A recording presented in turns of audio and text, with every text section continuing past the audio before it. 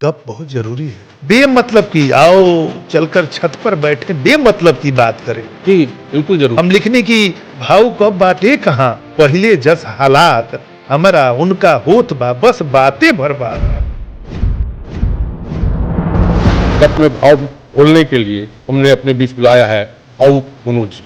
मनोज जी कवि हैं, गीतकार हैं, अभिनेता हैं। आपने पटकथाएं लिखी हैं, प्रोग्राम प्रेजेंट किया है। भोजपुरी सिनेमा के इतिहास में जो आपकी किताब आई है उसमें आपने भोजपुरी सिनेमा की जर्नी की पूरी वर्णन की। 40 साल 50 साल से ये भाषा की 8वीं अनुसूची की लड़ाई होता, मतलब भोजपुरी मॉरिशस में सरकारी मान्यता मिल गई। वहाँ 5 भाषा है, French, creole, Hindi, English, Bhojpuri. हाँ। नेपाल में इसको मान्यता मिल गई, लेकिन जहाँ की मूल भाषा है वहाँ अभी तक लड़ाई चल रही है 8वीं अनुसूची के लिए। जबकि हिंदुस्तान में अगर हिंदी के बाद सबसे अधिक आबादी किसी भाषा को बोलती है तो वो भोजपुरी है।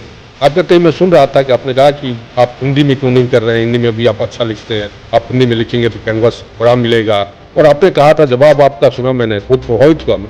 भोजपुरी के लिए कौन करेगा और भोजपुरी बलिदान मांग, इसमें आपका स्वार्थ नहीं है, उस भाषा के प्रति आपका प्रेम है, त्याग की भावना है। पैसा चाहिए, पैसा किसको नहीं चाहिए, लेकिन किस कीमत में। कई बार ये होता है जीवन में कि पैसे बहुत आ जाते हैं लेकिन आदमी को उम्मीद नहीं, तो पैसा किस।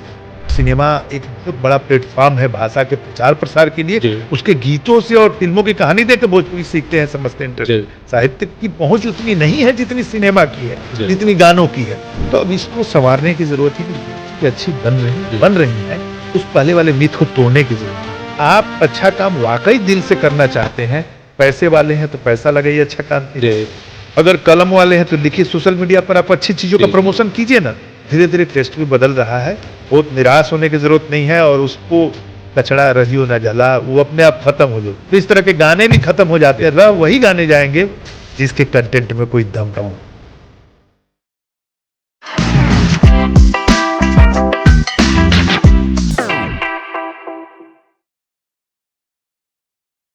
गप में भाव मिल जाए तो गप रसगर हो जाती है, बिना भाव के गप भी अझेल होती है। और आज गपसाना टॉकीज के इस गप के अड्डे पे गप में भाव घोलने के लिए हमने अपने बीच बुलाया है भावुक मनोज जी को। स्वागत है आपका मनोज जी। मनोज भावुक जी का आप स्वागत करते हैं, अभिनंदन करते हैं गपसाना टॉकीज के इस मंच पे। मनोज जी कवि हैं, गीतकार हैं, अभिनेता हैं, टीवी और फिल्म कलाकार हैं। आपने पटकथाएं लिखी हैं, प्रोग्राम प्रेजेंट किया है। आपकी कविताएं भोजपुरी साहित्य को समृद्ध की हैं। कविताओं तक ही सीमित नहीं रहा है आपका कंट्रीब्यूशन है, आपका योगदान है। कविताओं के बाद आपने भोजपुरी सिनेमा के इतिहास पे काम किया है। आप सिनेमा की पटकथा लिखते रहे हैं, आपने अभिनय भी किया है। इस तरह की तमाम चीज़ें हैं। भोजपुरी सिनेमा के इतिहास पे जो आपकी किताब आई है उसमें आपने भोजपुरी सिनेमा की जर्नी की पूरी वर्णन की है। तो हम बातचीत करेंगे इसमें आपके इस यात्रा के विषय में। हम पहले शुरू करते हैं अपने गप को आपके तकल्लुफ से। किशोर मनोज के साथ भावुक कब जुड़ गया? मनोज भावुक कैसे बन गया? पहले तो मैं आपके तमाम दर्शकों को प्रणाम कर रहा हूं, और आपने इतनी जो खूबसूरत शुरुआत की है जी। गपसाना, जी जी, ये नाम जो है अपने आप में यूनिक है, अनोखा है, अद्भुत है। और जिस अंदाज में आप यहाँ पर लोगों को प्रस्तुत कर रहे हैं, जी जी जी, और जिन चीज़ों को निकालने, उसके लिए मैं बधाई दे रहा हूँ ये शुरुआत के लिए। आभार आपका। और शुरू में ही आपने जख्म कुरेद दिया मेरे तकल्लुफ को लेकर। बहुत इसका छोटा सा जवाब है और भावुक जवाब है जी। कि जब मैं मंचों पर बोलता था तो मेरे शिक्षक, मेरे जो क्लासमेट या कॉलेज के जो साथी थे, वो कहते थे कि भाई आप भावुक कर देते हो। उसी में किसी करीबी मित्र ने कहा कि आप बड़े भावुक हैं, भावुक कर देते हैं। तो मैंने लिखना शुरू किया। मैं वहाँ की जो पत्रिका निकलती थी, मैं कानपुर में BNSD इंटर कॉलेज में था, तो पत्रिका निकलती थी, उसके संपादक मंडल में था छात्रों की ओर से। और मेरे फिर जितने भी आलेख आने शुरू हुए मनोज भावुक के नाम से, तब से ये नाम मेरे साथ जुड़ा हुआ है, तखल्लुस। मैं भी जब इस गप के मंच पे आया तो अपने नाम को सत्येंद्र गपोड़ी कर लिया है कि जब गप करना ही है तो एक घोषित गपोड़ी के रूप में अपने को लाया जाए। तो बढ़िया लगा। आपकी कविताएं जो हैं जी गेय हैं, भावप्रवण हैं। अपनी गेयता की वजह से इन कविताओं का भोजपुरी गजल का सम्मान हासिल हुआ है। छंदबद्ध होकर जब आपकी कविताएं दिल के कोने से निकलती हैं तो भावनाओं की निर्झरनी बन जाती है। और आपने कहीं लिखा भी है कि दिल के कोल्हू में ताजा गजल पेराइल बा। पेराइल बा। तो जोन गजल ताजा पेराइल होके जी जी ओकरा के हम साझा करी। सुनाए। देखिए, मेरा मानना है वो आप जैसे इंटेलेक्ट, आप इतने बड़े अधिकारी रहे हैं, चीज़ों को डॉक्यूमेंट कर रहे हैं इस ढंग से। जी जी जी अच्छा लग रहा है, आपकी ब्लेसिंग मुझे मिल रही है, तो ये बड़ी बात है। लेकिन मैंने लिखा कहीं, मेरी पहली गज़ल है कि जिंदगी के जख्म पीर जमाना के घात बा, जिंदगी के जख्म पीर जमाना के घात बा, हमरा गज़ल में आज के दुनिया के बात बा। वाह, कौवन के काँव काँव बगीचा में भर गईल, कौवन के काँव काँव बगीचा में भर गईल, कोयल के कूक ना कबो कथों सुनात बा। और उसी में एक शेर है कि संवेदना के लाश पर कुर्सी के गोड़ बा, संवेदना के लाश पर कुर्सी के गोड़ बा, मालूम ना ई लोग का कैसे सहात बा। और मकता है, लंबी गज़ल है कि जो बात जिसके लिए मैंने पूरी गज़ल कही कि भावुक नबा हुनर की लिखी गीत आ गज़ल, हमारा पास वो ताकत नहीं है। जी भावुक नबा हुनर की लिखी गीत आ गज़ल, काजा ने कैसे बात ही आके लिखात बा। तो ये वो हैं जो लिखवाते हैं, करवाते हैं। जी, जी, हम जी। केवल एक माध्यम है, मेरा यही मानना है। और जौना गज़ल के रुआ बात करनी है कि ताजा पेराइल बा, जी कैसे बातचीत में रुआ गपसाना शुरू कैले बनी, जी, गप करतनी। जी जी हमारी मानना बा कोरोना काल में बहुत लोग के महसूस भइल हुई जी जी कि गप बहुत जरूरी है। बेमतलब की आओ चलकर छत पर बैठे बेमतलब की बात करें। जी बिल्कुल जरूर। हम लिखने की भाव कब बाटे कहाँ, पहले जस हालात हमारा उनका होत बा, बस बातें भर बात। केवल बातें भर बात नहीं चाहिए, बिना बात के बात होना चाहिए। और अपने आप को इतना मस्त रखिए कि जो अकेलापन है, जो स्ट्रेस है, जो जी। तनाव है, जिसमें लोग सुसाइड कर रहे हैं, जिसमें पागल लोग हो रहे हैं, उससे बचे। बात बहुत बड़ी ये इलाज है। उद्देश्य बा गपसाना के। गपसाना का मंच पर गप करके अड्डा पर हमार कोशिश ही बा कि हर वर्ग के लोग आवे। यही अपना खातिर यहाँ हुआ कि के- बधाई देने के लिए इतना बढ़िया जी। नाम दिले बनी जी जी गपसाना। ये इस ढंग का अद्भुत शुरुआत है कि सब लोग बात ही कर रहा है। जी, जी, हम उस पर भी आएंगे। मैंने शेर पार्लियामेंट में कहा, सारे सांसद बैठे हुए हैं, 8वीं अनुसूची की बात होती, तो मैंने शेर कहा कि 40 साल 50 साल से ये भाषा की 8वीं अनुसूची की लड़ाई होता। जी मतलब भोजपुरी मॉरिशस में सरकारी मान्यता मिल गई, वहाँ 5 भाषा है, French, creole, Hindi, English, Bhojpuri. हाँ। नेपाल में इसको मान्यता मिल गई, लेकिन जहाँ की मूल भाषा भाषा है है। वहाँ अभी तक लड़ाई चल रही है 8वीं अनुसूची के लिए। जी। जबकि हिंदुस्तान में अगर हिंदी के बाद सबसे अधिक आबादी किसी भाषा को बोलती है तो वह भोजपुरी है। तो मैंने शेर कहा कि बात पर बात होता, अब बात उड़ाते नहीं खे, जी खाली बातें होता कि बात पर बात होता, बात उड़ाते नहीं खे, जी। आ कोनो दिक्कत के समाधान भेटाते नहीं खे। और शेर सुनी कि भोर के आस में 40 साल 50 साल हो गईल, भोर के आस में जे बूढ़ भइल सोचत बा, भोर के आस में जे बूढ़ भइल सोचत बा, मर गईल बा का सूरज रात ही जाते नहीं खे, जी मर गईल बा का सूरज जी रात ही जाते नहीं खे, आ लोग सिखले बजावे के सिर्फ ताली का, सामने जुल्म की अब मुट्ठी बनाते नहीं खे। और शेर देखिए कि भोजपुरी गजल कहाँ पहुंचल बा जी। कि मन के धृतराष्ट्र के आँखिन से सभे देखत बा, जी मन के धृतराष्ट्र के आँखिन से सभे देखत बा, भीम असलीह की लोहा के चिन्हाते नहीं खे, आ बर्फ ह, भाप ह, पानी ह कि कुछो ना ह, बर्फ ह, भाप ह, पानी ह कि कुछो ना ह, जिंदगी का हवे ई राज बुझाते नहीं खे।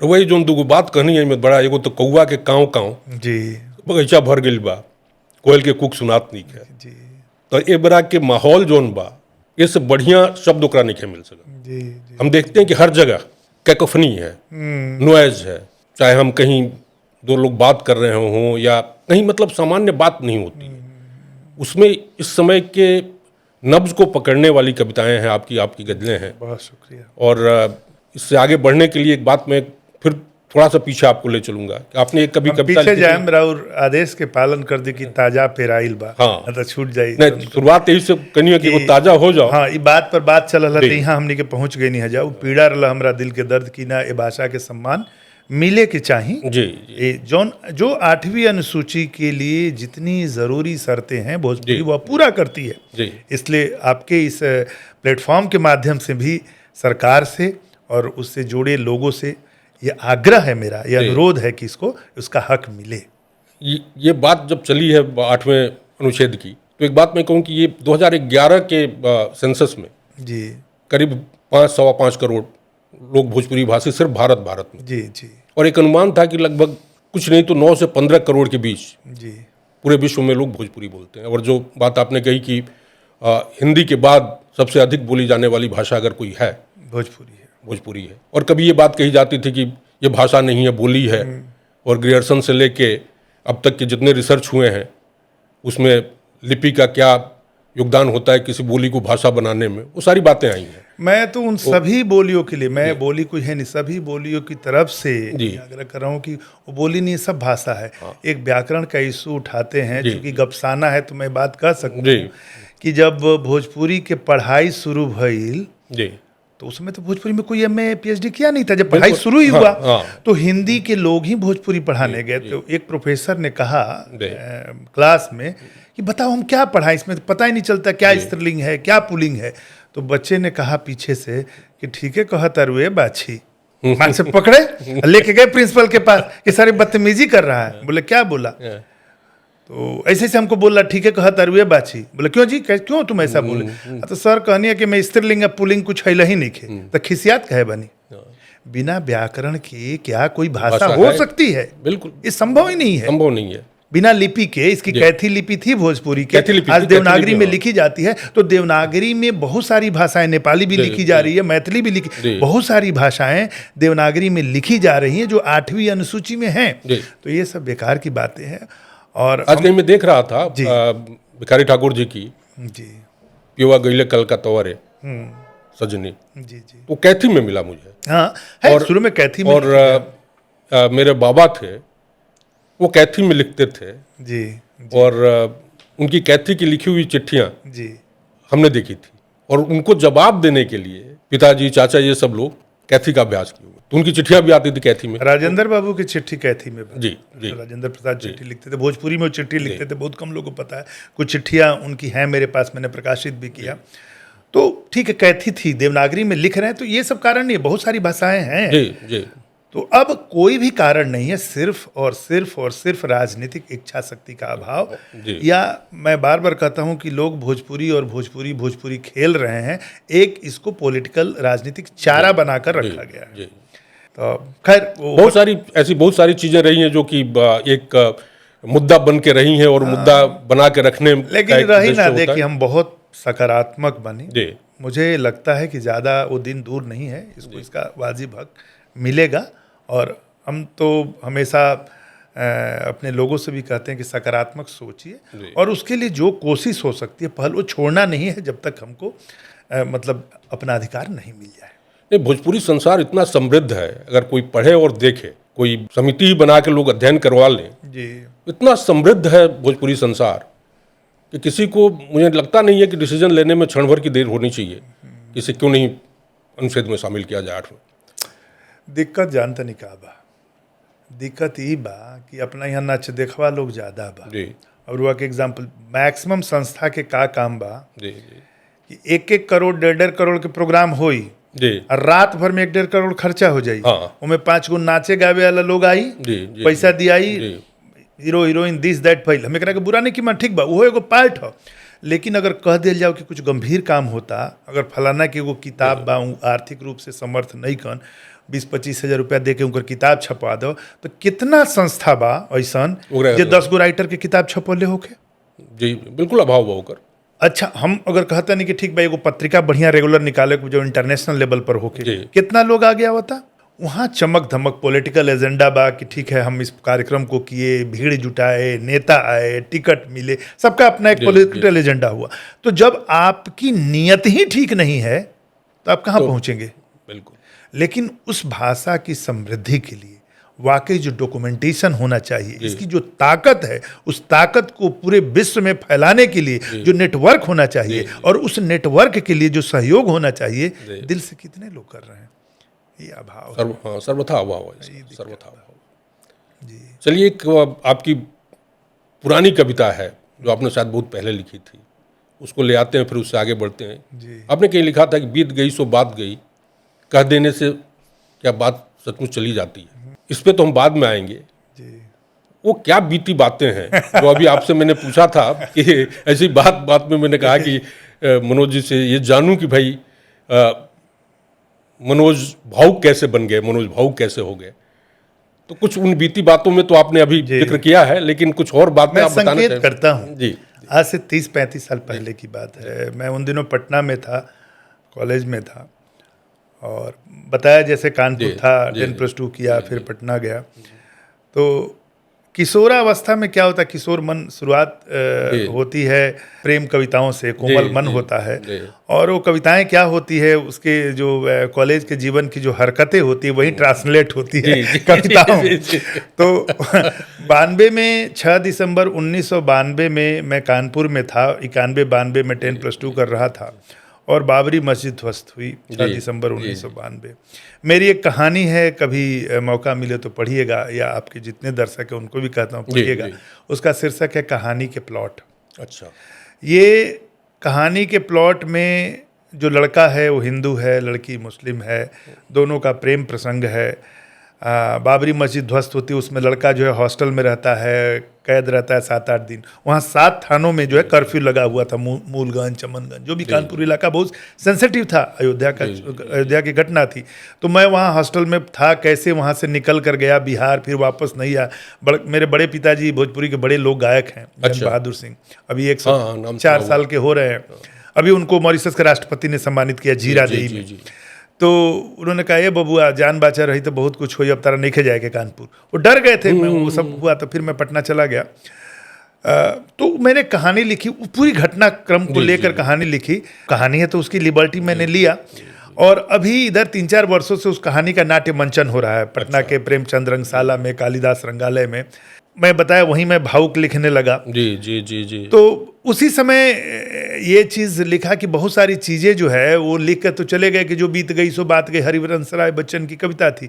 मैंने लिखा जाती नहीं है वो तो, और चढ़ के जो, तो मैंने कविता लिखा कि जो बीत गई सो बात गई, क्या सचमुच बात चली जाती, और जो छूट गया सो छूट गया, क्या उसकी याद नहीं आती। मैंने तो जितनी कोशिश की सब पिछली बात भुलाने की, बातों ने ठानी और जिद कर मेरे दिल पर छाने की। ऐसे करके लंबी कविता है कि अब भूख नहीं, अब प्यास नहीं, अब कैसे मन रहे उदास नहीं, अब जरे जिया उसके बिन मेरा, जैसे तेल बिना बाती, फिर कैसे याद नहीं आती। तो ऐसे करके लंबी कविता है। और फिर उन दिनों में कविता लिखने लगा, उन सब चीज़ों के प्रभाव में कहानियाँ लिखने लगा, आकाशवाणी से जुड़ गया, युवाणी में जाने लगा, वहाँ कविताएं मैंने कई बार इस कविता को पढ़ी है, अब ध्यान नहीं है।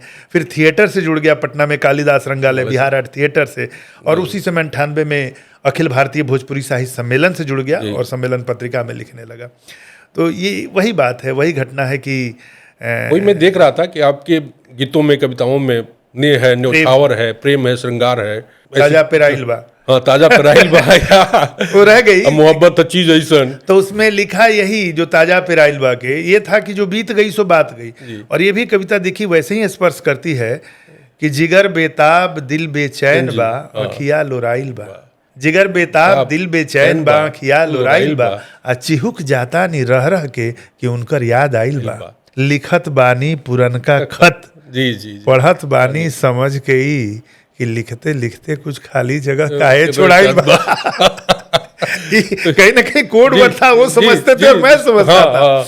और फिर उन्हीं दिनों देखिए जीवन को का ऑब्जर्वेशन, उनको पकड़ना, अपनी घटनाओं को, मेरे घर में बंटवारा हुआ। उन्हीं दिनों तो मैंने उसी में शेर लिखा कि बहुत मुझे प्रिय है वो शेर कि अलग होखे के मन केहू के घर में ना रहे लेकिन, अलग होखे के मन केहू के घर में ना रहे लेकिन, तनी सा जिद तनी सा बात पर अंगना बटाइल बा, तनी सा जिद तनी सा बात पर अंगना बटाइल बा, बताई चिख के भावुक जी हाँ कि एकर स्वाद कैसन बा, बताई चिख के भावुक जी कि एकर स्वाद कैसन बा, ये हमरा दिल के कोल्हू में गजल ताजा पेराइल बा। वही में कुछ रंग के लाइन बा कि प्यार से मिले तो मानो भात हाँ वो निमन दूसर लागेला, गजल बा, दोसर वही बा गजल कि बा। हम रुआ के तरन्नुम में सुनाओ तने को दूसरे हाँ, एक आदू सुनाई।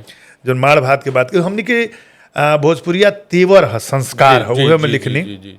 पहला शेर मतला सुनाऊं तनी कि मोहब्बत खेल है ऐसन कि हारो जीत लागेला, वाह वाह। अब भुला जाला सभे कुछ आदमी जब प्रीत लागेला। और शेर सुनी कि अगर जो प्यार से मिल जा तमारो भात खा लेनी, अगर जो प्यार से मिल जा तमारो भात खा लेनी, मगर जो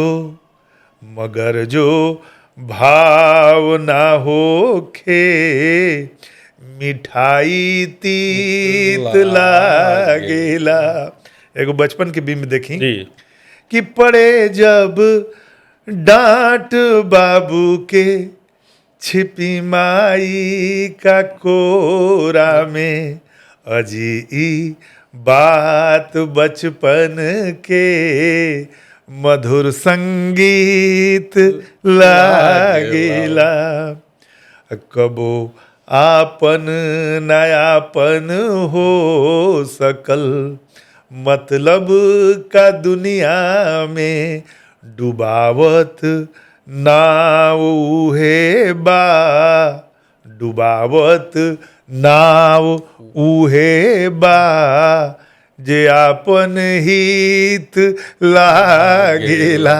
और मक्तबा कि दुखों में ढूंढ लना राह भावुक सुख से जिए के, दुखों में ढूंढ लना राह भावुक सुख से जिए के, दर्द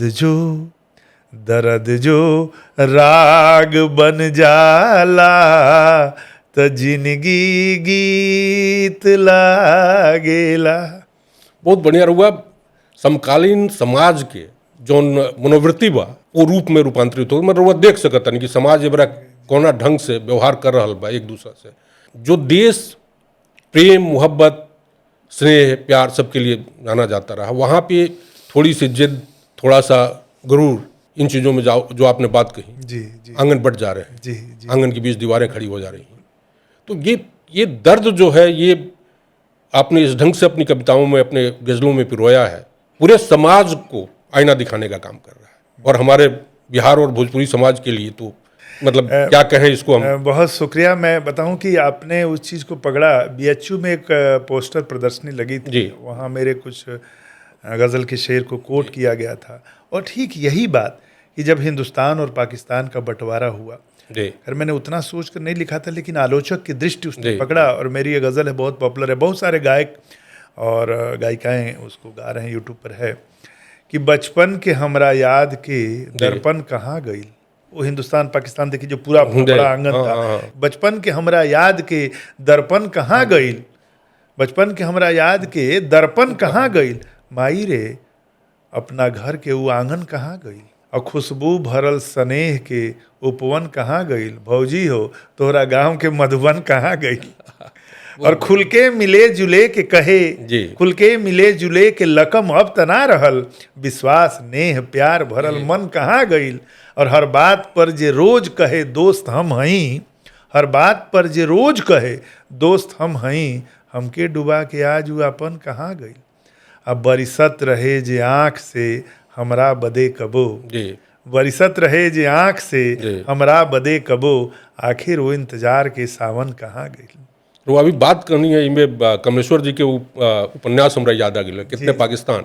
जी जी वो तो एक घटना थी एक समय जो एक नाम आया, लेकिन उन्होंने जो बातें कही हैं, गिलगिमेश बिल्कुल बिल्कुल, कहाँ से वो मृत्यु का इलाज ढूंढने निकला है, वाह वाह, प्रमथ्यू अद्भुत है बिल्कुल। तो जो बात करें वो मतलब हर क्षण हर पल घट रहा है, हम देख रहे हैं, जी रहे हैं। जी आपने एक इससे जुड़ी और गजल ही लिखी आपने, जिसमें आपने डरार की बात की है, डरार खड़ा हो जाता है। अच्छा, वो हम गजल राउंड कहीं सुननी, हमरा तो तनि शब्द याद करे में मुश्किल होला, लेकिन रुबा में कुछ ये ढंग के भाव प्रकट कैले बानी 2-3 साल पहले के वो गजल राउंड कि देखी ना हर जगह डरार बीच में आगिल बा, संबंध में चाहे देश दुनिया जहाँ देखी। नाम तो इन्हें एगो व्यंग गजल लिखनी, हालांकि बहुत लोग मना कइल कि राउर तो कोमल होला, प्रेम जी, देशभक्ति जी। सब कुछ, ये बहुत रुआ कड़ा लिखले बानी। असल में देखनी कि कुछ टीम जोन बा, जी ये हिंदी में भी है, उर्दू में, भोजपुरी में भी, लिटरेचर में भी, सिनेमा में भी, पॉलिटिक्स में भी, कि कुछ लोग जब से सोशल मीडिया आया जी। उनके पास कोई काम नहीं है, वो देखे कि आपने गपसाना शुरू जी। किया, कुछ अच्छा काम कर रहे जी, हैं जी। और वो कर नहीं पा रहे हैं, तुम कैसे इनको ट्रोल करें, जी। कुछ ना कुछ ऐसी चीजें उसमें से निकालें कि लोग हमको जाने। जी तो होता क्या, किसी बड़े आदमी को गाली दे दो या किसी बड़े आदमी जी। को ट्रोल करो तो नाम हो जाता है। तो वैसे लोगों के लिए मैंने गजल कही, जी। और बहुत सारे विद्वानों ने तारीफ भी की, बहुत लोगों ने निंदा भी की कि "ए, रउआ इकुल जी। मत लिखी"। तो मैंने लिखा कि ऊ सुनी आनंद लिए गपसाना में, जी जी कि ऊ माने उहे सब हाँ, करत तारे हाँ, सब, हाँ। कि ऊ नामी आदमिन के साजिशन बदनाम कइलन स, ऊ नामी आदमिन के साजिशन बदनाम कइलन स, यही तिकड़म से सारे खूब नु चर्चा में अइलन स। बिल्कुल सही बात। यही तिकड़म से सारे खूब नु चर्चा में अइलन स, आ केहू पूछल न ओकनी के त एगो काम कइलन स। जी केहू पूछल न ओकनी के जी। त एगो काम कइलन स, खुदे संस्था बनौलन स, खुद ही मेठ भइलन स। जी जी जी और शेर सुनी, ई शेर बा, दिया हम नेह के लेके सफर में बढ़ रहल बानी, जी दिया हम नेह के लेके सफर में बढ़ रहल बानी, ऊ नफरत के भयंकर आग में जर्जर बुतैलन स।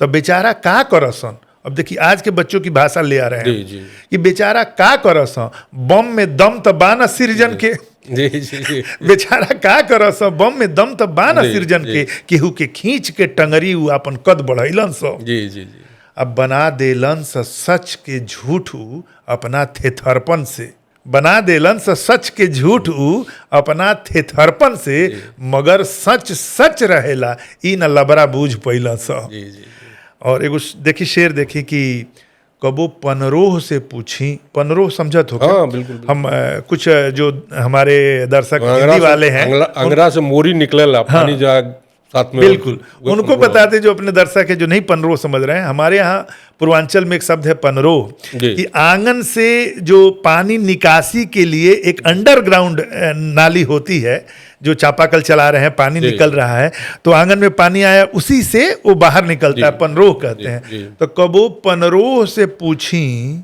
जे जमकल पाक के पिलुआ, दहैलन सन न पानी से, तो बांसों से कोचैलन सन। और शेर बाव में कि कहाँ पानी गटर के रोक पौलस गाछ के बढ़ती, जी गटर के पानी रोकी, कहाँ पानी गटर के रोक पौलस गाछ के बढ़ती, निगेटिव जीव कतने राह में अइलन स गइलन स।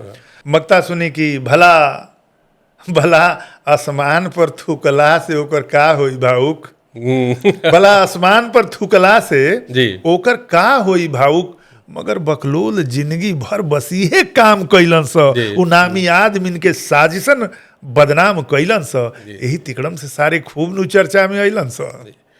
हम आपसे कहने वाले थे कि जो आपका गजल संग्रह है तस्वीर जिंदगी के, जी उसमें से कुछ तस्वीरें आप निकाल लें, बहुत सारी चीज़ें आपने अपने आप निकाली और मतलब एक गप के क्रम में बातें आगे बढ़ी। वहाँ से आगे बढ़ते हुए एक उत्सुकता मन में रहती है, और आज जो हम देखते हैं, जी जी जो मन की चंचलता है, विकलता है, इसमें हम देखते हैं कि इंजीनियर, डॉक्टर अलग हट के अपने से साहित्य से, कला से जुड़ रहे हैं। वो क्या बात है, मतलब आजकल के बच्चों से खास करके बात करते हैं, अभी यंग लोगों की लिटरेचर आप पढ़ें तो उसमें इस तरह की बात आती है कि बर्नआउट के बाद वो बिल्कुल बेचैन होकर वहाँ से निकलते हैं। कभी हम लोगों के समय में ये बात होती थी कि साइंस और कला का योग नहीं होता है, जी और एक समाज में ऐसी धारणा भी बन गई थी कि साइंस पढ़ना जो है वो कुछ श्रेष्ठ काम है, श्रेष्ठ काम। अगर आप अच्छे स्टूडेंट हैं तो आप साइंस की तरफ जाएं। कई बार अब लगता है कि वो गार्डियनशिप की कमी है कि अगर स्वतः स्वाभाविक झुकाव बच्चे का है कला की तरफ या कॉमर्स की तरफ तो उधर जाने देना चाहिए। आपने भी central G plastic and institute of technology और ग्रेजुएशन किया, देश विदेश में नौकरियां की, आप अफ्रीका गए, यूके गए। उसके बाद वो कौन सा पल आया जब आपके अंदर का कलाकार, आपके अंदर का कवि आपको बाध्य कर दिया कि नहीं अब बहुत हो गया, चलो जी जी जी अब कहीं मंच तलाशते हैं जहां अपनी पत्रकारिता को, अपनी कला को अभिव्यक्ति देने का अवसर मिले? कौन सा पल था, कैसा? ये मैं इसलिए पूछ रहा हूँ कि आजकल के जो हमारी युवा पीढ़ी है, जिसको हम शुरू तो हुआ जेन एक्स, मिलेनियल्स, फिर जेन जी आ गया, अब जेन अल्फा की बात थी, तो मुझे लगता है कि आपका पूरा, आपकी जीवन यात्रा जो है वो कहीं ना कहीं इन बच्चों के लिए, आने वाली पीढ़ियों के लिए अपने आप में एक गाइड है, मार्गदर्शक का काम करेगी। तो थोड़ा सा आप उस पर हमें बताएं। देखिए, हम लोग तो गांव से जुड़े हैं, गांव के हैं। हालांकि मैं गांव में रहा नहीं, जी लेकिन हमेशा कहता हूं कि मैं गांव में रहा नहीं, गांव मेरे भीतर हमेशा है। जी जी हम लोग देखते हैं कि कहीं कहीं हम मिट्टी में ऐसे ही बीज डाल देते हैं, जी। वो पड़ा रहता है, लेकिन जब अनुकूल समय आता है, सही रोशनी मिल गई, पानी मिल गई, तो फिर अंकुरित हो जाता है। तो सबसे महत्वपूर्ण, चूंकि आज के जनरेशन के लिए ये बात सवाल आपने किया है कि हम बचपन में बीज क्या डाल रहे हैं। जी बहुत सारे लोग ऐसे हैं जो डॉक्टर बने, इंजीनियर बने, साइंटिस्ट बने और उसको छोड़कर कला के क्षेत्र जी, में जी, आए। जी। मैं कोई अद्भुत या अकेला एग्जाम्पल नहीं हूँ। अब हुआ क्या कि ये सब, मैं गांव में था, रंगमंच से जुड़ा, मतलब थिएटर से जुड़ा, कविताओं के प्रति लगा हुआ। लेकिन पिताजी हमारे हिंडाल्को में थे, उनका था कि बेटे को इंजीनियर बनना है, और मैं पढ़ने में ठीक ठाक था, तो उनकी इच्छा का सम्मान करते हुए मैं पढ़ते हुए निकल गया। लेकिन एक तड़प थी, मैं पहली जब नौकरी पकड़ा, पर्ल पेट में इंजीनियर था, तो लोग खाली समय में घूमते रहते, मेरे अंदर गज़लें चलती थी, कविताएं चलती थी, और मेरी पूरी किताब वहीं तैयार हुई। मैंने वहाँ पर गज़ल लिखी कि बहुत नाच जिंदगी नचावत रहल, हंसावत खेलावत रुआवत रहल, उसी मशीनों के इर्द गिर्द। लेकिन मैं नौकरी करते फिर अफ्रीका में हो गया, जैसा आपने बताया, यूके में चला गया। उसी से मैं घटना घटी, मेरी किताब आ चुकी थी 2004 में, मैं अफ्रीका में गया 2003 में, तस्वीर जिंदगी के प्रकाशित हो गई 2004 में, और 2006 में उसको भारतीय भाषा परिषद सम्मान मिला। तब गुलजार जी और गिरजा देवी के हाथ हो। तो मैं बहुत उदास था, क्योंकि ये लोग जो सम्मान की राशि दे रहे थे वो इतना ही था, बहुत कम राशि थी, और जो किराया था मेरे गांव सिवान से कोलकाता में भारतीय भाषा परिषद जाने के लिए, लंदन से आने जाने का किराया नहीं था, तो उसके लिए तो पैसे चाहिए। तो मैं काम कर रहा था, तो जो कंपनी का मालिक था डेविड, वो देखा तो बोला कि क्या बात है। मैंने बताया कि मेरी एक किताब है और ऐसी ऐसी बात है, उस पर सम्मान मिल रहा है। तो उसने सवाल किया, are you a poet, are you a writer, then what are you doing here? जी जी जी। ये तो बड़ी, मतलब ये तो गॉड गिफ्टेड चीज है। वहां पर मैंने देखा एक लेखक के लिए सम्मान, कि आप लेखक हैं तो कुछ अलग हैं, कुछ अद्भुत हैं। ये सब क्या कर रहे हैं आप? और अपने यहाँ ठीक उल्टा है। अच्छा ठीक बा, लेखक तो हो वो करे लगा, कभी हो वो ठीक बा, करे लगा था, चले लगा। बिल्कुल। तो ये लेखकों के लिए त्रासदी रही है। मुझे इस बात को मैं बार बार अपने कई इंटरव्यू में कहा कि जब वो जाना, तो डेविड ने, मैं लंदन से कोलकाता आया, कोलकाता से फ्लाइट से दिल्ली, दिल्ली से लंदन, 3 दिन की यात्रा किया, प्रोग्राम में था। ये टिकट मुझे डेविड ने दिया, जबकि उसका कुछ भी लेना दे। हम अंग्रेजों को गाली देते हैं एक दूसरे में, लेकिन कला के प्रति जो सम्मान है, मैं इस बात को ये करने के लिए कि उस आदमी का न तो भोजपुरी से कोई लेना देना, न इस अवार्ड से लेना देना, भोजपुरी का नाम भी न सुना, वो जानते नहीं, न मुझसे कोई लेना देना। मैं ठीक उसके यहाँ एक एम्प्लॉय था, लेकिन उसने इतना अतिरिक्त पैसा मेरे पर खर्चा किया सिर्फ कला के सम्मान के लिए। ये हमारे यहाँ के लोग कब समझेंगे? दुर्भाग्य हमारा। ये कलम की कीमत, वो भी मैं कोई ऐसा आर्टिस्ट या फिल्म अभिनेता नहीं था कि जिसकी चमक धमक में उसने कुछ किया है। एक वो कलम का सम्मान है, जी जी जी, एक लेखक का सम्मान है। तो ये हुआ। तो जब मैं यहाँ काव्य पाठ करने लगा, तो गुलजार जी की अध्यक्षता में काव्य पाठ किया, 3 दिन साथ रहने का हुआ। तो गुलजार जी ने से, मनोज कर क्या रहे आप यूके में? यूके और अमेरिका क्या होता है? तो ठीक है, थोड़ी देर चमक है, आप अच्छा लिख रहे हो, मैंने आपकी सुनी। तो एक तो बीज था ही अंदर लिखने हाँ। पढ़ने का, हमके गुलजार जी कह दिला हन हाँ तो कुछ देखले हुई हैं, बिल्कुल, ये मेरे मन में बहुत आया। बड़ी बात है और मैं गुलजार। वापस गया, बीबीसी ने मेरा इंटरव्यू किया और उसके बाद मैं 3 महीना था और फिर ये सोच लिया कि अब मैं अलविदा कह रहा हूँ इंजीनियरिंग फील्ड को। जी, जी, जी। आया, चैनल खुल रहे थे, मुझे फिल्म में जाना था लेकिन चैनलों को ज्वाइन किया। मेरे बाबूजी ने मेरे से 1.5 साल बात नहीं की, पागल हो लोग, इंडिया से अमेरिका जाला, जी। लोग भोजपुरी से अंग्रेजी में जाला, ये अंग्रेजी से भोजपुरी में आवता है, भोजपुरी करिए ससुर, अब ओकरा बाद ही आवत रहे यहाँ पर। तो पिता के एंगल से उनकी चिंता वाजिब थी, हर पिता चाहता है कि बेटा समृद्ध हो। लेकिन उसके बाद से मैंने पीछे मुड़ के नहीं देखा। आर्थिक दिक्कतें आई, कई बार नौकरी छुड़ी, कई बार बेरोजगार रहा, लेकिन आज तक जी। मैं सिर्फ और सिर्फ भोजपुरी के लिए, चाहे प्रिंट मीडिया हो, इलेक्ट्रॉनिक मीडिया हो, टीवी हो, रंगमंच हो, पत्रकारिता हो, भोजपुरी के लिए काम करता रहा और मुफलिसी के बावजूद भी ये काम करता रहूँगा। आपका कहीं मैं सुन रहा था कि आपने कहा कि आपको कई लोगों ने ये समझाया कि आप हिंदी में क्यों नहीं कर रहे हैं, हिंदी में भी आप अच्छा लिखते हैं, आपसे उसका आप हिंदी में लिखेंगे तो कैनवास बड़ा मिलेगा। और आपने कहा था, जवाब आपका सुना मैंने, बहुत प्रभावित हुआ मैं, कि भोजपुरी के लिए कौन करेगा, कौन करेगा, और मेरी भोजपुरी बलिदान मांगती है। इसमें आपका स्वार्थ नहीं है, उस भाषा के प्रति आपका प्रेम है, त्याग की भावना है, बलिदान है। और इससे आपको ये नहीं है कि आपको आर्थिक नहीं, मैं बताऊं कि इसके लिए काम मेरी करेंगे। किताब आई सिनेमा के संसार में 2002 से भोजपुरी फिल्म इंडस्ट्री से जुड़ा हूँ। रवि किशन का पहला इंटरव्यू मैंने किया था जी। जब वो दूसरी फिल्म कर रहे थे मोहन जी प्रसाद जी की, सैया से करदे मिला। उसके पहले मेरी किताब पूरी हो चुकी थी। जी। तो सारी दिक्कत, मैं उस समय से जुड़ा हूँ, लेकिन मैं गीत नहीं लिखा क्योंकि जिस ढंग का टेस्ट था मैं मना करता रहा कि नहीं लिखना है। इधर कई फिल्में लिखा, उसमें भी धार के खिलाफ कि ठीक है मैं ऐसा ही गाना लिखूंगा कि 3 जनरेशन 4 जनरेशन साथ में सुने, वो चाहे कितना भी इंटरटेनिंग हो, हंसी मजाक भी होगा, लेकिन एक उसके दायरे में होगा। तो पैसा चाहिए, पैसा किसको नहीं चाहिए, लेकिन किस कीमत पर, ये थोड़ा सा एक प्रश्न, ये विचारणीय विचार, इसको जरूर सोचना होगा कि हम किस कीमत पर। हमको हर चीज एक कीमत मांगती है। हम अपना, कई बार ये होता है जीवन में कि पैसे बहुत आ जाते हैं लेकिन आदमी को नींद नहीं आती है, आदमी को भूख नहीं, सब चीज के लिए उसको टैबलेट चाहिए। तो पैसा किस काम का?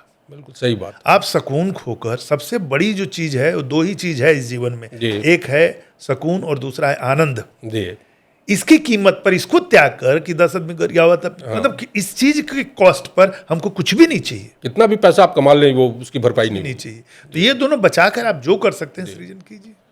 आपने अभी बात कही, आपके सिनेमा के संसार की बात आई, सिनेमा के संसार और कई चीज़ों को देखते हुए, जैसे film fair Femina Bhojpuri icons award से आपको सम्मानित किया गया, सरस सलील ने आपको पुरस्कृत किया उसके लिए।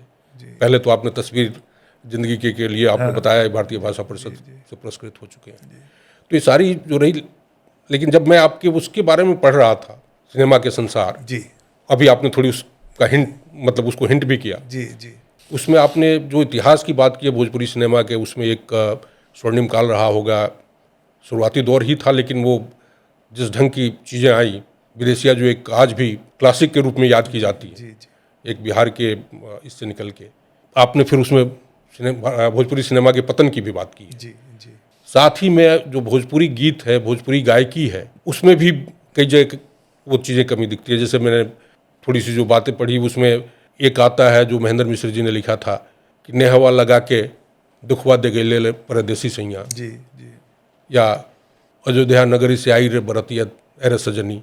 और उसके बाद जो फिल्मों में भी उस समय चीज़ें आती थीं, लाली लाली होठवा से बरसे लाला लैया होगी रस चुएला, एक कभी आपने जिक्र की, पहले जो बात हो रही थी आपसे, गंगा मैया तो है पियरी चढ़ी वो।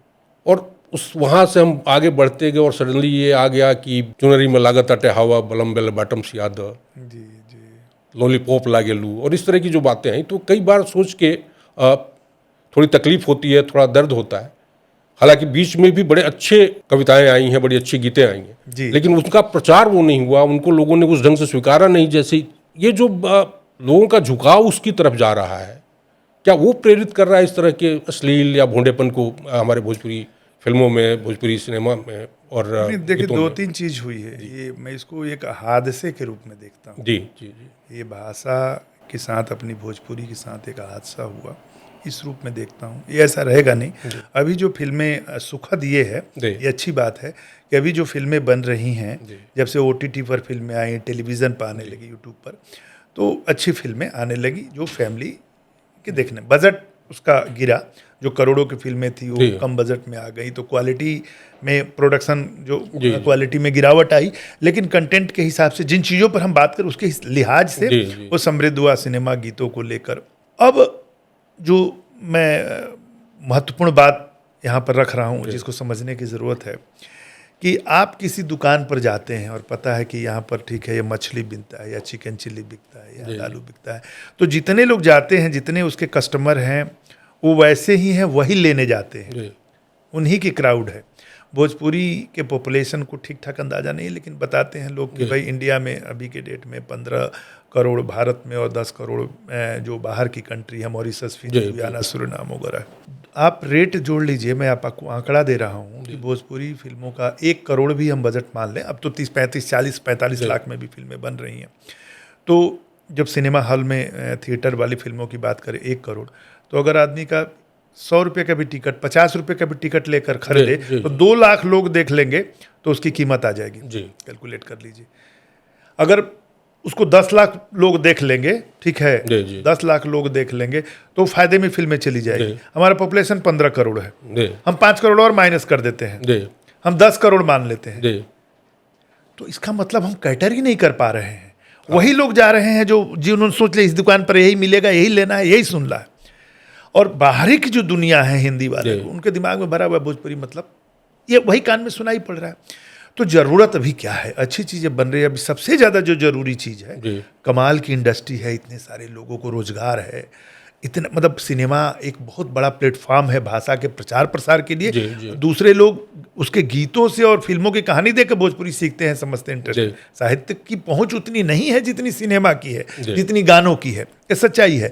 तो अब इसको संवारने की ज़रूरत है कि जो चीज़ अच्छी बन रही है और बन रही हैं, उस पहले वाले मिथ को तोड़ने की ज़रूरत है, उसको खूब प्रचार प्रसार करने की ज़रूरत है। लेकिन वो नहीं हो रहा है। उल्टा हो क्या रहा है, एक जो बनाने वाले चंद गंदे हैं, कुछ वो लोग हैं, और दूसरा एक वो गैंग, मैं गैंग शब्द का इस्तेमाल कर पैदा हुआ है, जो उनको गरिया ये देखिए क्या बना है, ये देखिए, मैंने उसी का प्रचार कर रहा है, तो फाइनली वही फैल रहा है। ऐसे लोग, भाई मैं बोलता हूँ, आज तो सोशल मीडिया है, आप अच्छा काम वाकई दिल से करना चाहते हैं, पैसे वाले हैं तो पैसा लगाइए अच्छा काम के लिए, अगर कलम वाले हैं तो लिखिए सोशल मीडिया पर, आप अच्छी चीज़ों का प्रमोशन कीजिए ना। कितने लोग करता है? कहीं मैंने बहुत पहले सुना था कि जब हमारी हिंदी सिनेमा में, मेन स्ट्रीम हिंदी सिनेमा में, बॉलीवुड की सिनेमा में टाइटल में इस तरह के शब्द आने लगे, बदतमीज, लोफर, तो उस पर भी एक बार लोगों ने बैठ के चर्चा की थी कि क्या ये समाज के लिए, देश के लिए एंटरटेनमेंट के नाम पे इस तरह की चीज़ें देना सही है। लेकिन बाद में हम देखते हैं कि उस समय जो थोड़ी बहुत डांस आते थे, उसमें भी बहुत कुछ करने के बाद भी एक आज आप देखें जी, तो आज जो आइटम सॉन्ग्स की हम बात करते हैं, बिना उसके कोई फिल्म पूरी नहीं हो रही है। तो ये कहीं भोजपुरी सिनेमा को अश्लील, भोंडा कहना, साथ में अगर हम पूरे इंडस्ट्री की बात करें, सिर्फ भोजपुरी अलग नहीं है, मेरा ये कहना है कि ये चाहे हम हिंदी फिल्मों की बात करें, उसमें बहुत सारी फिल्में हैं, साउथ में चलिए सारी भाषा की फिल्मों को लीजिए, मैंने कई बार कहा है कि भोजपुरी को लेकर शोर ज्यादा है जी, इसको बदनाम, ऐसा नहीं कि नहीं है, मैं नहीं कहता, लेकिन ऐसा नहीं कि दूसरी भाषाओं में नहीं है, बिल्कुल। और मैं यह भी नहीं कहता कि दूसरे जगह है तो यहाँ होना चाहिए, लेकिन मैं ये कह रहा हूँ कि वहाँ इतना प्रतिरोध नहीं है, इस ढंग का नहीं है, एंटरटेनमेंट के लिए है। और आप कितना भी बैठ के हम आप एक कमरे में विमर्श कर लें, उससे कुछ नहीं होने वाला है। असल चीज ये डिमांड और सप्लाई का मामला है। जो बना रहा है वो एक प्रोडक्ट बना रहा है और खरीदार खरीद रहे हैं। अब मैंने एक सच्चाई, एक पर्दा हटाया कि भाई जो खरीद रहे हैं उससे कई गुना ज़्यादा खरीदार हैं। आप अच्छी चीज़ बनाइए। दूध पीने वाले 5 मतलब नवजात शिशु से लेकर बूढ़े तक है, दारू पीने वाले कम लोग हैं। आप दूध बेचना शुरू कीजिए, लेकिन आपको बताना पड़ेगा कि इस बोतल में जो आप बेच रहे हैं वह दूध ही है। आपको अच्छी चीज़ बनाइए तो जम के प्रचार कीजिए। एक अपने समय की बात मुझे याद आती है। उन दिनों मैं किसी फिल्म का नाम तो नहीं लूँगा, और युवा होने के नाते जब मन में थोड़ी क्रांतिकारी भावना होती है तो वो सब फिल्में बड़ी अच्छी भी लगी थी हमें, लेकिन मॉर्निंग शो में लग के हफ्ते से ज़्यादा नहीं चलती थी। जब एक फिल्म आई थी खूबसूरत, नाम खूबसूरत था, फिल्म भी खूबसूरत थी और खूब चली।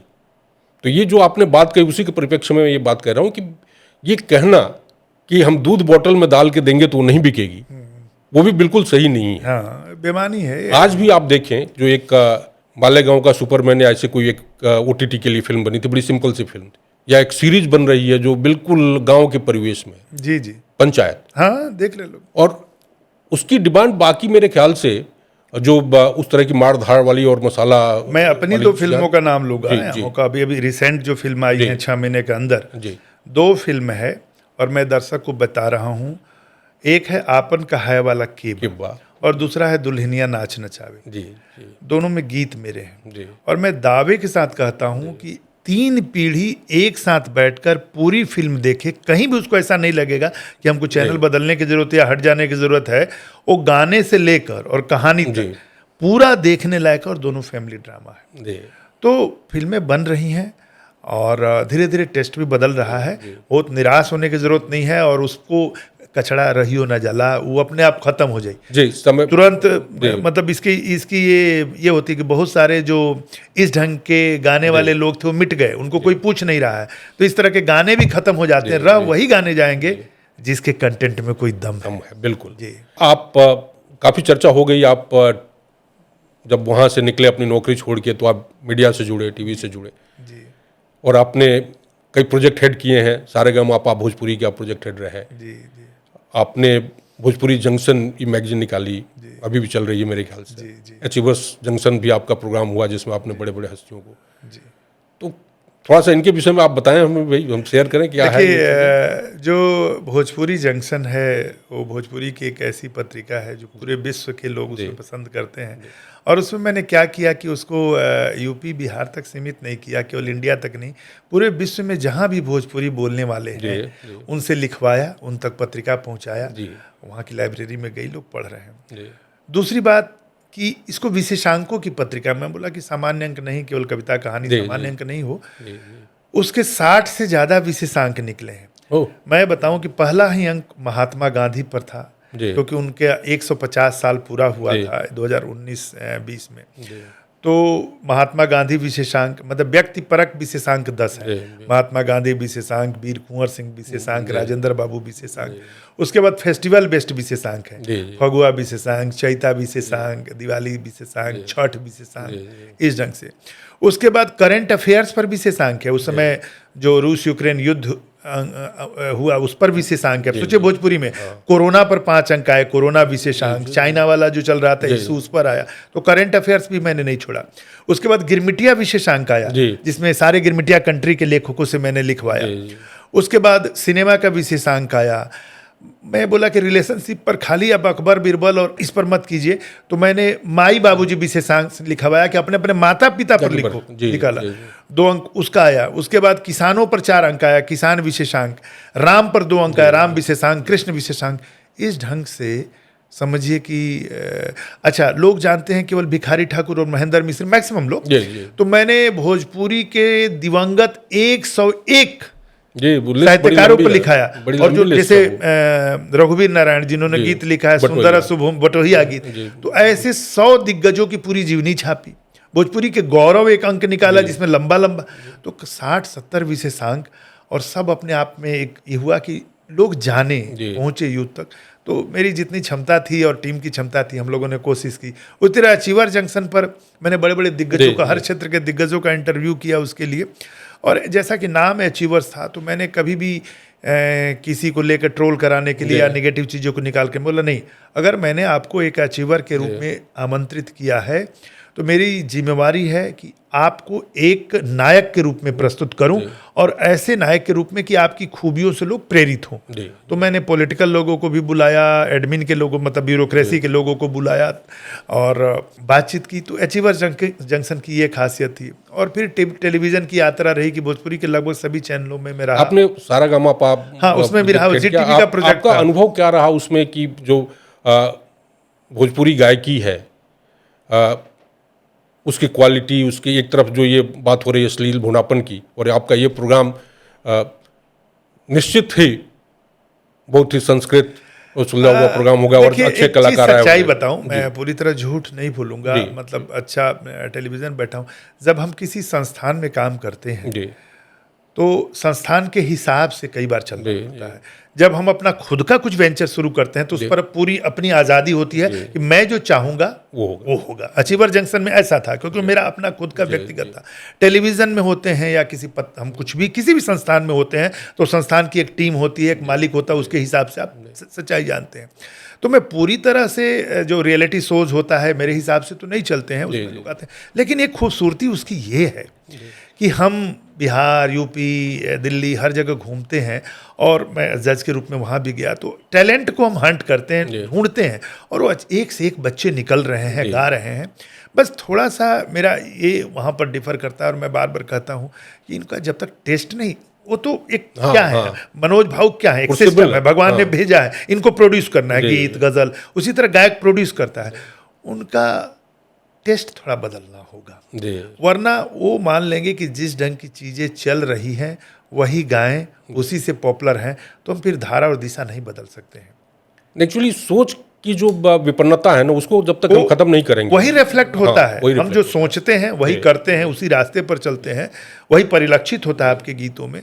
तो कुछ बच्चे तो आ रहे हैं एक अलग धारा में, मैं ऐसा नहीं कहता कि आप एक्स करो या वाई करो, आप संतुलन में तो रहो, आप जिंदा भी रहो, और एक धीरे धीरे हम फिल्म लिख रहे हैं तो फिल्म में पूरी तरह आज़ाद नहीं होते, फिल्म की कहानी होती है, उसका सिचुएशन होता है, उसके हिसाब से। लेकिन चूंकि मैं मनोज भावुक हूँ, जिस ढंग का कंटेंट मेरे भीतर है, तो मैं श्रृंगार में भी कोशिश करता हूँ कि एक ऐसी चीज़ों को उभरूँ जिस पर अंगुली नहीं उठे, मैं सब कुछ कह दूँ, सब कुछ दिखा दूँ जो बाजार की ज़रूरत है, लेकिन वो भौड़ा नहीं लगे, बस यही बात है। नहीं, ये तो मतलब थंब रूल होना चाहिए। जी बिल्कुल होना चाहिए।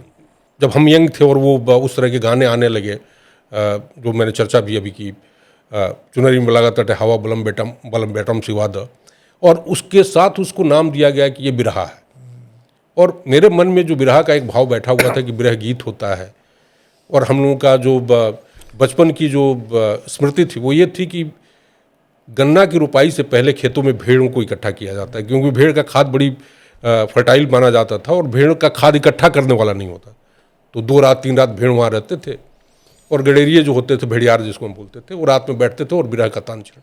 फिर इधर मैं सर्व कर रहा था तो उसमें भी कुछ टैलेंट नगरी पे कुछ उसी तरह के धुन और वो मिले, लेकिन 2-1 मुझे इतने अच्छे प्रिय बिरहा मिले, जो हम विदेशिया में जिस बिरह की बात सुनते हैं और महसूस करते हैं, जो धुन होता है उसमें पिया मधुसूदन एक मिले, एक पंकज बुरी मिले, तो इस तरह के कई हैं, मतलब सारा नाम लेना संभव नहीं है। तो आपने जो बात कही, उस तरह के टैलेंट उभर रहे हैं, उनको किस ढंग से हम थोड़ा सा टेस्ट, थोड़ी दिशा, आवाज़ की जरूरत है। अब देखिए, जिन चीज़ों की आप जिक्र कर रहे हैं, मैं ये नहीं कहता कि आप धोती कुर्ता पहनिए तभी आप भोजपुरिया हैं, नहीं, आज का बच्चा है वो टाई पहने भोजपुरी बोल रहा है, उसका स्वागत कीजिए, क्योंकि जा रहा है, अमेरिका जा रहा है ना, इंग्लैंड जा रहा है, वो ब्यूरोक्रेसी में जा रहा है। तो आप ये सब, समय के साथ भाषा बदलेगी, पहनावा बदलेगा।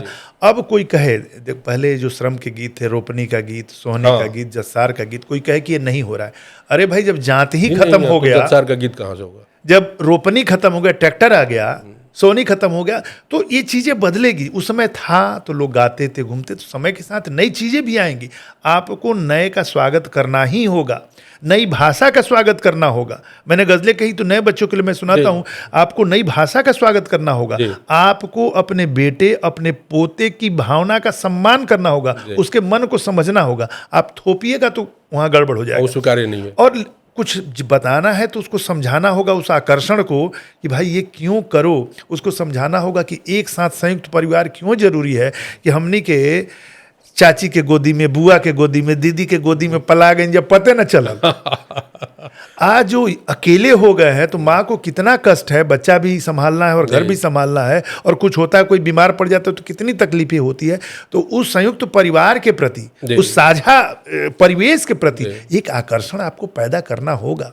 आप खुद ही अकेले भाग रहे हैं, बेटा को कर रहे हैं, तो नहीं होगा ना, आपको खुद एग्जाम्पल भी बनना होगा। आपने अभी कुछ रोपनी गीत, जत्सार गीत, इसकी चर्चा की जी। अभी भी बहुत सारे हमारे गीत हैं, लोकगीत या लोक कला हैं, जो कि बढ़ रही हैं, पर लुप्त, कुछ तो लुप्त हो गई, कुछ लुप्त हो रही हैं, कुछ लेकिन अभी हैं। जी जी। तो और वही स्वरूप बदल के या कुछ अपने मूल स्वरूप के साथ थोड़ा सा परिवर्तन करके चल रही हैं।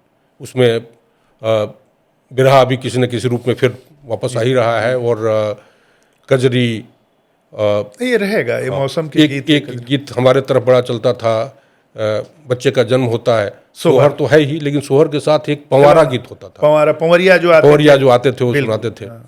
तो ये भी कहीं न किसी रूप में अभी है। वैसे ही ठुमरी में हमारे भोजपुरी का प्रभाव बहुत, मतलब ठुमरी मुझे लगता है कि 80 to 90% भोजपुरी भाव चलता है। तो ऐसे कुछ और आप बताना चाहेंगे, चर्चा करना चाहेंगे? नहीं, बहुत सारा एक अलग विमर्श का है। मैं दो बात यहाँ कहना चाहूँगा, उनका एग्जाम्पल लेंगे तो बहुत सारा, जैसे ठुमरी गिरजा देवी की लेजेंड रही हैं, कि जो पुरानी चीज़ें हैं जो नष्ट हो रही हैं, चाहे रोपनी सोनी की बात हो, मौसम के गीतों की बात हो, सोटी बिरजा भार के धुन की बात हो, सती बिहुला के धुन की बात हो, सारंगा सदाब्रिज की बात हो, अपने यहाँ तो अल्लाह रुदल की बात हो, जन्म से लेकर मृत्यु तक गीत है अपने यहाँ। हर संस्कार का गीत है, श्रम का गीत है, त्योहार का गीत है। इतना गीत कहीं है ही नहीं। हमने के तो छठियों में या भोजपुरिया में बतियावेली, ओकरा गीतने में बतियावेली, घाट घर से लेके आप घर लौटे तक गीते, तिले तिले गीत बा। तो जो चीज जा रहा है उसको संरक्षित कर लीजिए, प्रिजर्व कर लीजिए। ठीक है, हम रखते हैं ना पुरानी चीजों को, और नई चीजों का स्वागत हो। मॉरिशस ने काम किया, वहाँ गीत गवाई संस्था है, और एक स्कूल से वहाँ 350 स्कूल हुए, और गीत गवाई को डॉक्टर सरिता बुद्धू अभी 2 दिन पहले थी, उन्होंने यूनेस्को में पहुंचा दिया। वहां पर हेरिटेज के रूप में गीत गवाई है। अभी छठ के लिए ये सरकार कोशिश कर रही थी, मैं भी उसकी कमेटी में थे, तो मैंने बात कहा कई जगह मीटिंग में कि छठ जाई, अगर छठ अगर यूनेस्को में पहुंचती है तो छठ के पीठ पर भोजपुरी पहुंचेगी। जी, क्योंकि छठी मैया भोजपुरी में ही बतियाती हैं। छठी मैया लेके जा रही है लेकिन मजे की बात कि छठ तो नहीं पहुंचा, भोजपुरी पहले पहुंच गई है मॉरिशस में गीत गवाई के चलते। तो उन लोगों ने प्रिजर्व किया। हमारे यहाँ भी प्रिजर्व करने की जरूरत है, जो बची हुई चीजें, और नई चीजों का भी स्वागत हो। अब गजल भोजपुरी में नहीं था, लेकिन 100 साल से लिखते, तो गजलों का स्वागत हुआ। हाइकू जापानी कविता पद्धति है, भोजपुरी में शुरू हुआ। तो ये नहीं कहे ना कि अंग्रेजी कोई भोजपुरी में बोल दिया तो जो कट्टरपंथी हैं अंग्रेजी कहे बोल दे, अरे वो स्कूल कहता, हॉस्पिटल कहता, बहुत सारा चीज, हम कंफ्यूज बानी मर दे जा। तो कंफ्यूज के लिए लाठी मारी गई कि अंग्रेजी क्यों आ गया। जो हम सामान्य बोल चाल की भाषा में है, जो बातचीत में हो रहा है, उसका स्वागत कीजिए। अब अगर बच्चे कहते हैं कि हम कंफ्यूज हो गई, नहीं, तब कंफ्यूज के जगह पे भोजपुरी शब्द खोजा लागल जा। वैसे जो मतलब हमारे बाप दादा के समय में नियर से नियरा बन गया कब, और इतना सहज स्वतः रहा है कि जब हम लोग अंग्रेजी का नियर पढ़े तो शायद लगा कि भाई हमारा भोजपुरी से गया है। जी, तो ये चीजें हैं। और भाषा तो जब इंटरेक्शन होगा बढ़ चढ़ के, भाषा का स्वभाव ही है समय के साथ बदलना, और ये भाषा की खूबसूरती है कि वो दूसरे भाषाओं के शब्दों को पचाए, अपने आप में वो समृद्ध होती जाएगी। और ये जो ओपन रहे हैं उसी भाषा का विकास होता है। भाषा ऑर्गेनिक चीज है, भाषा मतलब इवॉल्व होती है, ऐसा नहीं है कि वो एक जगह फिक्स है और वहीं रह जाए। अब रुआ के घटना बताई जी, हमारे शादी भइल, हमारे पत्नी है बनारस। हाँ तो हम कहने की गपसाना में ही जरूर बतावल जाए। तो अली तो हमार माई कहलस, हमार घर सिवान हो, तो माई कहलस कि सुनो तनी बबुआ के चाल करो। मुँह देखा तारी, तो बबुआ के चाल करो, बड़ी बोली बही रहू का, बबुआ के चाल करो। तो जाके मेरे भाभी से पूछी कि मम्मी जी कह रही हैं कि बबुआ के चाल करो, क्या कर बोले, अरे बुलाने के लिए बोले बबुआ के बुलाओ। तो खैर बुलाई। तो अब चाल करो आज का जनरेशन समझेगा कि नहीं। मेरी भाभी जो अभी भी गाँव के लोग समझे, ए जी रुआ बोल लफ्जा बनी, लफ्जिया देनी, अब वो नहीं समझेंगे। तो देखिए जो पुराने शब्द आ जाएं स्वतः आपकी भाषा में, ये खूबसूरती है। वो नहीं आते हैं तो जबरदस्ती लाने की जरूरत नहीं है। हम लोग कई बार बोलते हैं ना कि हमारा तो लकम लाग गई बा, नया जन से हमारा आदत हो गई बा। लकम की अपनी ब्यूटी है भाई। मेरे कहने का मतलब ये है कि जबरदस्ती अगर कोई भोजपुरी, मैं तो भोजपुरी जंक्शन निकाल रहा हूँ, नए लोग भी लिख रहे हैं, और जो भोजपुरी है उसमें समझिए कि 10 तरह की भोजपुरी को मैं छापता हूँ।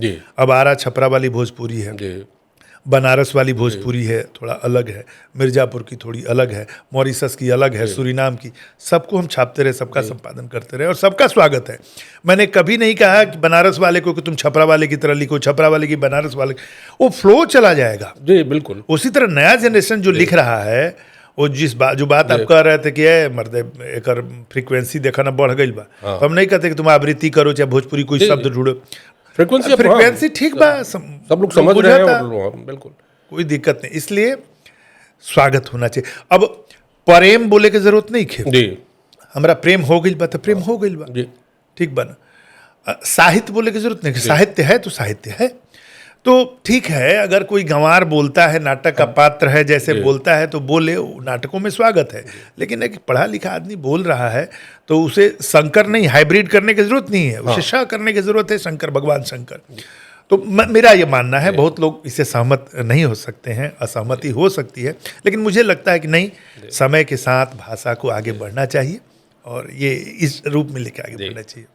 अभी हम बात कर रहे थे, ध्यान आया कि जितना लगाव आपका, जितना स्नेह प्रेम आप कविताओं से है, गज़ल से है, उससे तनिक भी कम रंगमंच से नहीं है जी।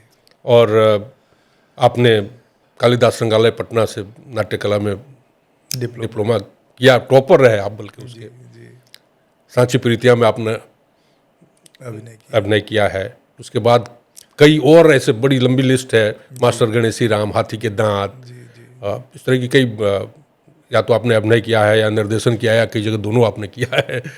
तो उसी क्रम में मतलब मैं जानना चाह रहा था कि ये कैसे रंगमंच की तरफ उस समय पटना के लोग जो रंगकर्मी थे या रंग निर्देशक थे, जी जी, नाटककार थे, वो ये दहशत में रहते थे। वहाँ एक जुमला निकला था कि यार देखो, मनोज भाऊ आ रहा है, अब तुम्हारा प्रोजेक्ट जो है भोजपुरी में कन्वर्ट हो जाएगा। मैंने बहुत सारे उर्दू के प्रोजेक्ट को, बहुत सारे हिंदी के प्रोजेक्ट को मैंने भोजपुरी, एक नशा था, चूंकि मैं बताया कि वहाँ पर अखिल भारतीय भोजपुरी साहित्य सम्मेलन से जुड़ गया, तो देखा कि लोग जानते हैं कि भोजपुरी नाटक माने भिखारी ठाकुर के नाटक, विदेशिया, गबर बिगिचोरिया, जितने उनके नाटक हैं।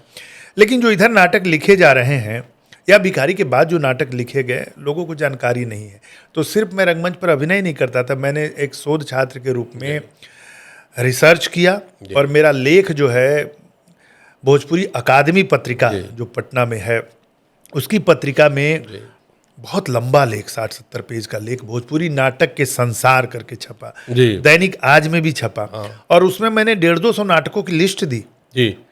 वो नाटक जिनके लिखने से उसके नाटककार को जेल जाना पड़ा, आजादी के पहले के नाटक, वो नाटक राहुल, बहुत कम लोगों को पता, राहुल सांकृत्यायन जैसा विद्वान, उनके 6 नाटक भोजपुरी में है। जोंक, नई की दुनिया, मेहरारून के दुर्दशा, जपनिया राज, 6 नाटक भोजपुरी में। तो ऐसे ही बहुत सारी चीज़ों खोज किया और उसके बाद एक लिस्ट बनाई।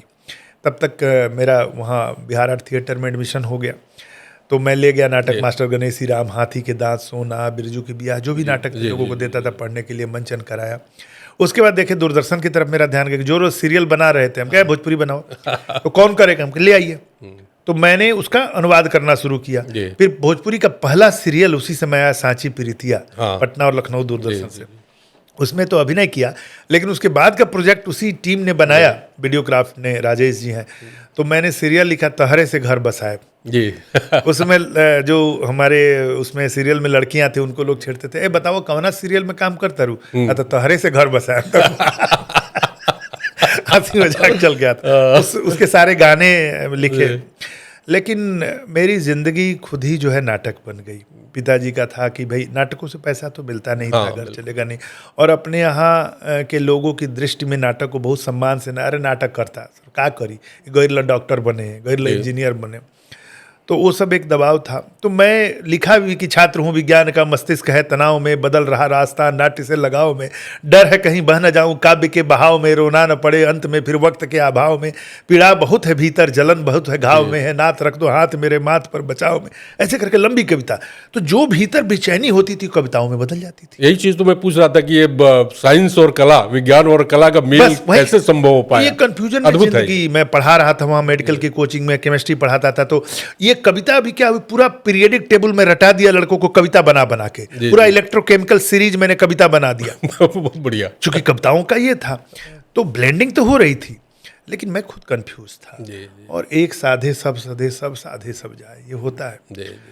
खैर ठीक ठाक था, ईश्वर की कृपा से नौकरी लगती गई, बाहर जा, लेकिन उतना जाने के बाद भी छोड़ ही दिया। तो इसलिए मैं बार बार कहता हूँ कि एक बच्चों को समझना जरूरी है, गार्जियन को अपने बच्चों की उसकी रुचि कहाँ है, और अगर संभव है, सहूलियत है, तो उसको उस मार्ग पर जाने में सहयोग करना चाहिए।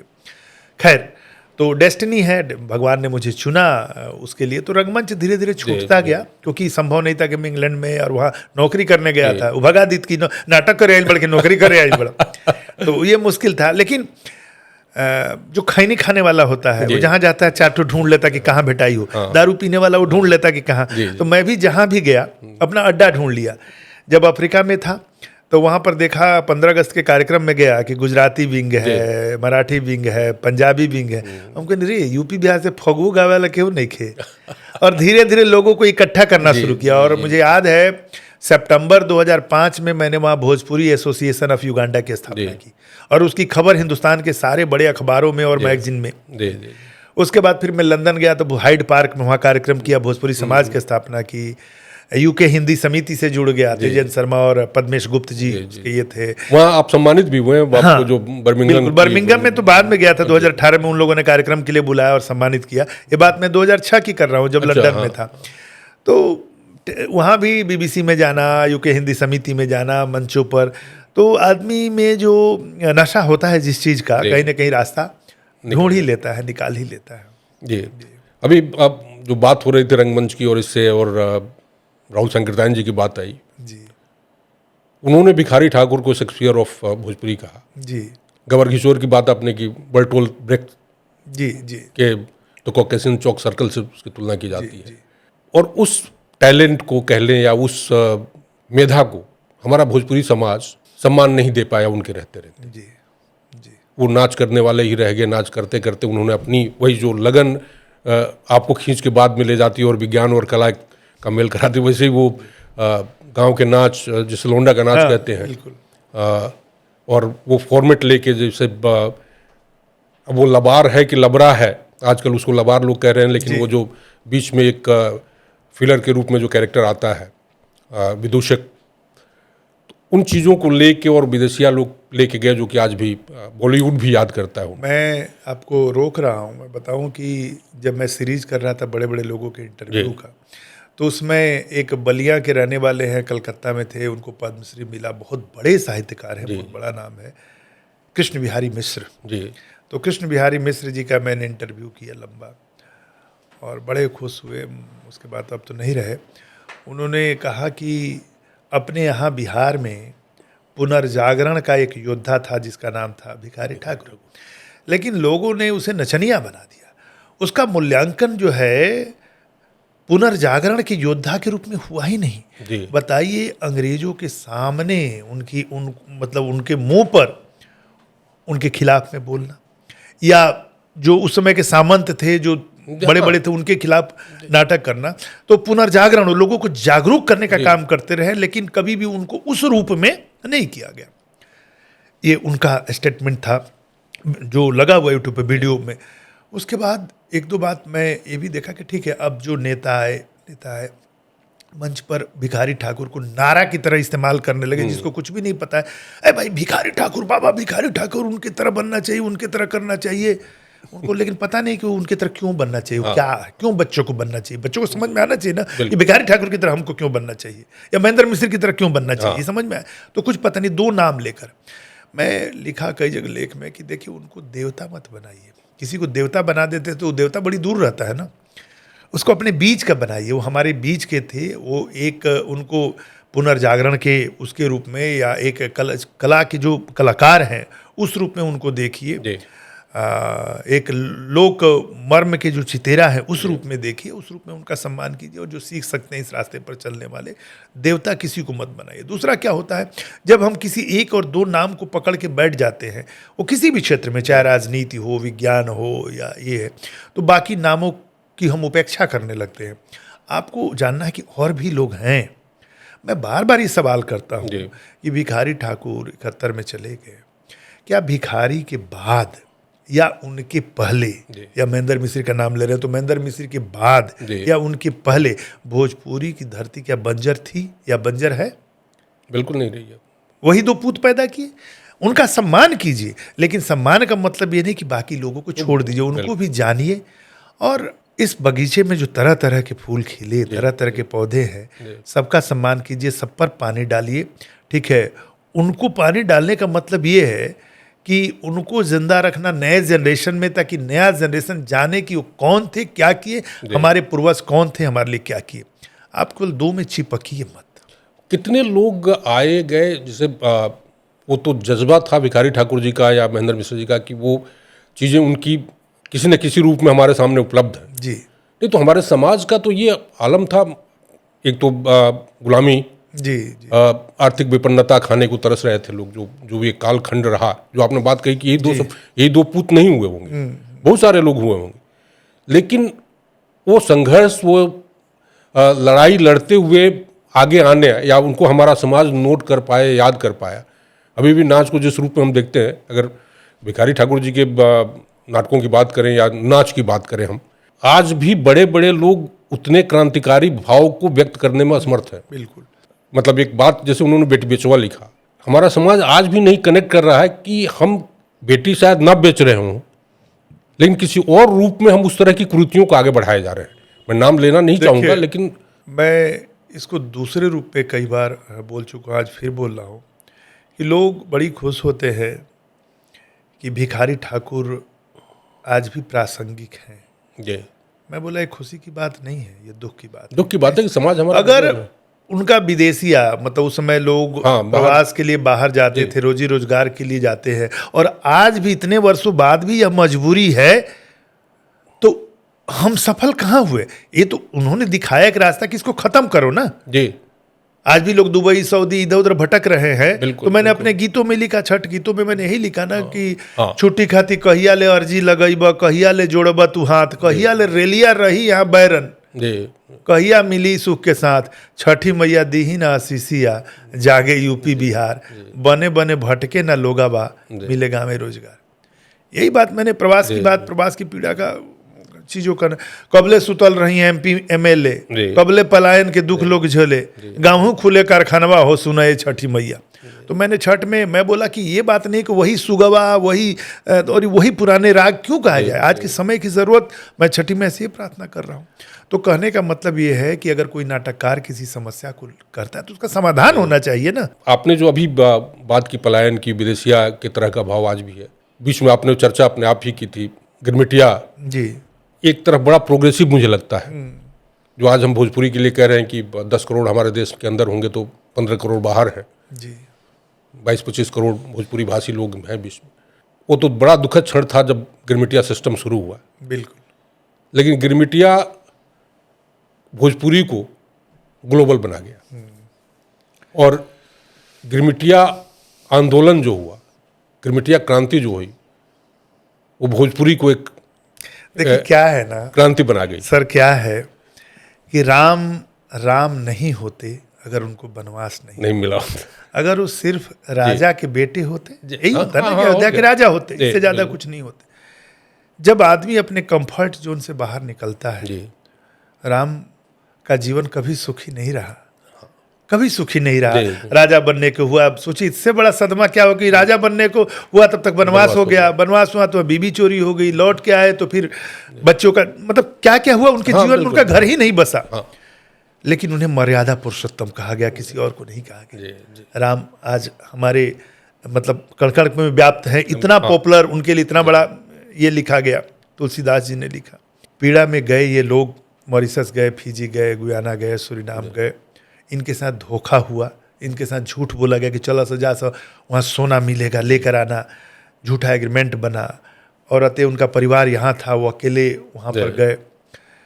1 जनरेशन, 2 जनरेशन, 3 जनरेशन वहीं के हो गया। और उसके बाद क्या हुआ, कहानी तो लंबी है, मैं एक लाइन में कहूँ कि जो मजदूर बनकर गया था वो मालिक बन गया, जो गिरमिटिया बनकर गया था वो गवर्नमेंट बन गया, जो शोषक बनकर गया था वो सत्ता में आ गया, जो शोषित था सॉरी वो सत्ता में आ गया। ये कितनी बड़ी बात है कि हम क्या थे और क्या हुए, ये प्रोग्रेसिव हुए। आज हमको कहने में बड़ा गर्व होता है कि हमारा ही भाई वहाँ प्रधानमंत्री है, वहाँ राष्ट्रपति है, अनिरुद्ध जगन्नाथ जी हैं, हमारे यहाँ के हैं। हम बोलते हैं प्रवीण जगन्नाथ उनके बेटे हमारे यहाँ के, नवीन राम गुलाम जी हमारे यहाँ के, और भी देश के लोग। तो लेकिन वो जो पीड़ा हुई, किस ढेर पर, लाश के ढेर पर, किस ढंग की यातना के ढेर पर। आज हम लॉकडाउन सुने कोरोना काल में, उस समय जो लोग बीमार हो जाते थे अलग टापू पर अलग कोने में उनको ठेल दिया जाता था। जो लोग 6 महीने जहाज की यात्रा थी पानी की, उसमें जो बीमार हो जाता सीधे उठाकर, कोई इलाज नहीं, पानी में फेंक दिया जाता था। मैंने इंटरव्यू किया था इनका, वहाँ के कला मंत्री मोकेश्वर चुन्नी जी का, मॉरिशस का, पूरी कहानी मैंने कही। तो कहने का मतलब ये है कि ठीक है, कष्ट, हम लोग भी तो बिहार छोड़कर दिल्ली में आए, कुछ लोग मुंबई गए, वहीं जाके बस गए, तो आज हम हर जगह बसे हुए हैं। तो ये तो होता ही जब आप किसी परिधि को तोड़ेंगे, कंफर्ट जोन को छोड़ेंगे। जिसको कलाकार बनना है तो सिवान में, गोपालगंज घर में बैठा रहता तो नहीं बनता, आपको अपनी परिधि को, कंफर्ट जोन को होना। लेकिन मेरा कहना यही है कि हम लोगों के साथ सबसे अच्छी बात यह है कि हम जहाँ भी गए हमने सृजन किया जी। हमने जाकर मॉरिशस को स्वर्ग बना दिया, हमने दिल्ली मुंबई को स्वर्ग बनाया, उसके निर्माण में हमारा कंट्रीब्यूशन, हमारा खून पसीना लगा है। तो अपने यहाँ के लोग हमेशा सकारात्मक रहे, पॉजिटिव रहे, दूसरे जगह के लिए, दूसरे लोगों के लिए। लेकिन आपस में टंकी चौवल जो करते हैं, इसीलिए राजनीति में वह खतरनाक है। जो बाहर गए हैं, कई मायने में जो हम रह गए जी, उनके लिए प्रेरणा भी। मैं मॉरिशस जब गया जी, वहाँ मैं देख रहा था कि हमारी पुरानी आदतें वहाँ भी हैं। तंबाकू का सेवन कुछ न किसी रूप में है, सिगरेट भी है, लेकिन वहाँ की सड़कें गंदी नहीं है, वहाँ की दीवारों पे पीक नहीं मिलेगा। जी, जी, बिल्कुल। तो ये चीज अगर हम उनसे मैंने, सीखें, और मैं रोक रहा हूँ, एक चीज मैंने ऑब्जर्व किया, मैं आपको बता दूं कि 2024 में पहली बार किसी देश की सरकार ने भोजपुरी महोत्सव कराया, वो मॉरिशस। 3 दिनों का हुआ, वहाँ 5 स्टार होटल में मैं गया था, और वहाँ के प्रधानमंत्री ने उद्घाटन किया और राष्ट्रपति ने समापन किया, कला मंत्री ने संचालन किया। मैं सिनेमा सत्र का संचालन कर रहा था। मजे की बात यह है कि इस बीच पर एक महिला साड़ी पहनकर जाती है, दूसरी बिल्कुल जो है मॉडर्न, ग्लैमरस, एकदम नेकेड है, जैसे हमने देखा जाए, और किसी को किसी से कोई दिक्कत नहीं है। ये वहाँ पर दुनिया दिखाई देती है कि देखो दुनिया का दोनों छोर है, लेकिन कोई परेशानी नहीं। अपना ये तो हुले ले लो जी ना जी, बिल्कुल बिल्कुल बिल्कुल। तो वहाँ कोई दिक्कत नहीं है, इसीलिए छोटा सा साफ सफाई, वो मॉडर्न, बहुत सारी चीजें। गंगा तालाब में एक लोटा, एक गगरी गंगा जाके, आज गंगा वहाँ जिस रूप में है जी, वो दर्शनीय है। हम लोग जो यहाँ रह गए गंगा के साथ, गंगा के धार के साथ बहते हुए, जी, हम लोगों को सबक लेनी चाहिए कि भाई हम कैसे अपनी माँ गंगा को साफ रख पाएं और उसके लिए काम करें। जो देखें गंगा तालाब का, जो अपने प्रधानमंत्री भी गए थे वहाँ, बिल्कुल, तो बहुत सारी चीज़ें उनसे हमें सीखने के लिए। और वहाँ पे ये नहीं है, मतलब मैंने देखा जो हमारे लोग गए थे, डेलीगेशन जो आया था, जी, जी, कि खाना खाते समय ये नहीं पूछना कि कौन क्या है, सब साथ बैठ के खाएंगे। एक दूसरे की थाली से कुछ लेना होगा तो वो भी ले लेंगे। तो यहाँ बैठ के हम जो दक्षिणानिशी चीज़ों में बैठे हुए हैं, पता नहीं, समझ नहीं आता। ना तो अपना यहाँ तो एगो छोट ऑफिस खुलेला तो मैं जे हेड होला ओकर मालिकत्व जाग जाला। हाँ, भीतर से हम मालिक हैं। हाँ। यहाँ पर यही सबसे, आप ये नहीं सोचते कि सबसे पहले हम इंसान हैं। मुझे याद है, उस फिर डेविड के मैं चर्चा करूंगा, जब यूके में था, कि जो टॉयलेट साफ करने के लिए आता था, कार से आता था, अपना फर्स्ट क्लास आया, ड्रेस चेंज किया, टॉयलेट साफ किया, और उसके बाद अपना कपड़ा, ड्रेस चेंज किया। दोनों मालिक और टॉयलेट साफ करने वाले एक साथ बैठ के चाय पी रहे हैं, क्योंकि दोनों मनुष्य हैं। यहाँ तो तुरंत पद का अहंकार, मतलब तुरंत आता है कि अरे बाप रे, हमारा सामने तो यह खतरनाक हो गया। ऐसा बढ़िया यात्रा रहल बा। बहुत बार सोची ले, अब ये हमारा मन में बार बार बात आवेला कि माता पिता के तपस्या, उन लोग के साधना के बिना ही संभव नहीं किया। पिताजी रामदेव बाबू जी, सम साधके के हितचिंतक रहल बनी। जी, जी, माता के करुणा वह हर शब्द शब्द में झलकता। तो कुछ वो लोग के विषय में बतावे कि चाहे माई कहले हमार कि तू अपना बापे लेखन हो गई, वो कबू कुछ कैले ना घर खाती, तू ना। जी।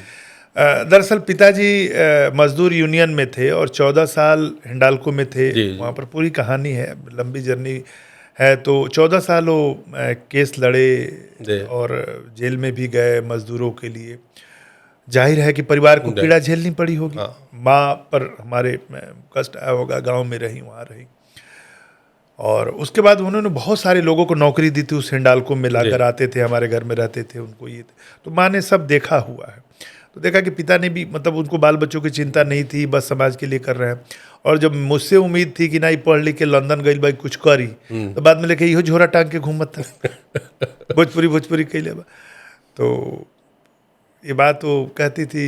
पिताजी भी बहुत खुश नहीं थे मेरे रवैया से। जी। अंतिम समय में थोड़ा सा जब वो बीमार थे, उनकी स्मृतियाँ जाने लगी थी, मैं जाता था रेणुकूट मिलने के लिए, तो बोलते थे का चंद्रशेखर से मिल रहा, चंद्रशेखर जी के साथ रहे, राजा जी से मिल रहा, आई मतलब जो तार नहीं होता है डिस्पेंसिया, जो क्या भूलने की बीमारी और कहीं की बात कहीं का, हाँ ये सब। तो एक बार ऐसी बोल की ठीक करता रहो, अच्छा करता रहो। ये देश जब आज़ाद भइल तो देश तो सबका रहा, लेकिन कुछ लोग के शहीद, सबको इतना कुछ लोग के शहीद होके अपना भाषा खातिर काम करते रहो, कुछ तो करत बड़ा न तो लोग आवत जाता, कितना लोग आवत जाता। तो मुझे इस बात का थोड़ा सा संतोष होता है कि ठीक है, कष्ट बहुत हुआ है, लाइफ में बहुत कष्ट आया, और इस बात का संतोष जरूर हुआ कि ठीक है, अगर आपके माता पिता किसी लेवल पर जाकर आपसे थोड़ा सा भी संतुष्ट होते हैं, उनकी ब्लेसिंग मिलती है, तो आपके लिए तो सौभाग्य की बात है। ये रह गया कि ठीक है। और फिर लोग जब तारीफ करते थे कि भाई आपका बेटा ये है, ऐसे है, वैसे है, कुछ अलग, तो उनको एक संतुष्टि मिलती थी। जैसे हम लोग को कवियों को कभी सम्मेलनों में जाता तो ताली बज जाती है तो खुशी मिलती है, और कुछ तो भाई कह कर का बुआ ये जिंदगी भर तू खाली साल चद्दर बटोरबा भाई, अब का बोला आजकल सम्मान में वो आ जाता। उस ढंग से प्रोफेशनल हुए नहीं, धीरे धीरे फिल्मों में लिखने लगे, बाकी चीज़ करने लगे, नहीं तो कोई बुला दिया प्रेम से चले गए, इस ढंग की धारा थी।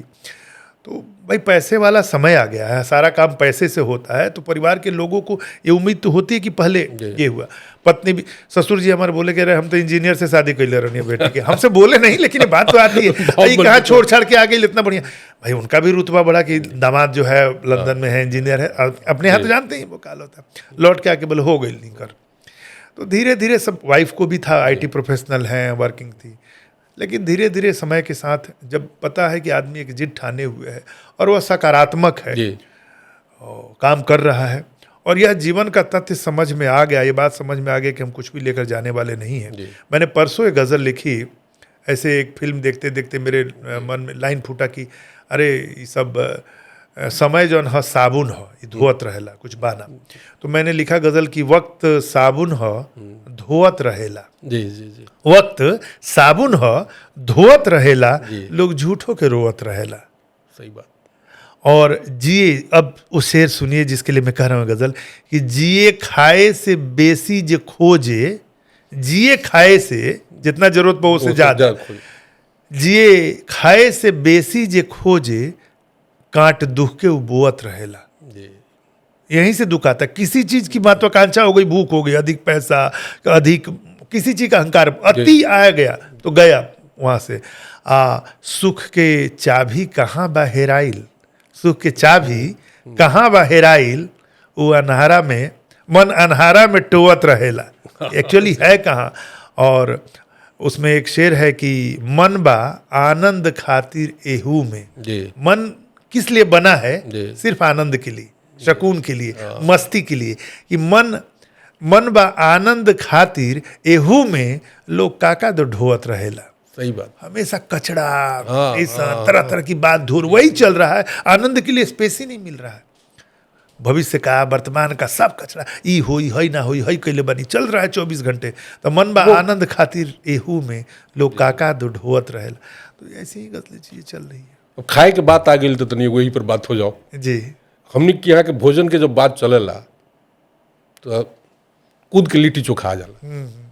हम जाने ही चाहते कि लिट्टी चोखा के अलावे कौन सा व्यंजन अपना क्षेत्र के बा कुछ बहुत सारा देखी, बहुत लोग किताबों को आइल हो हमारा मित्र के, अपने यहाँ के व्यंजन वगैरह पर लेके बहुत सारा चीज बा।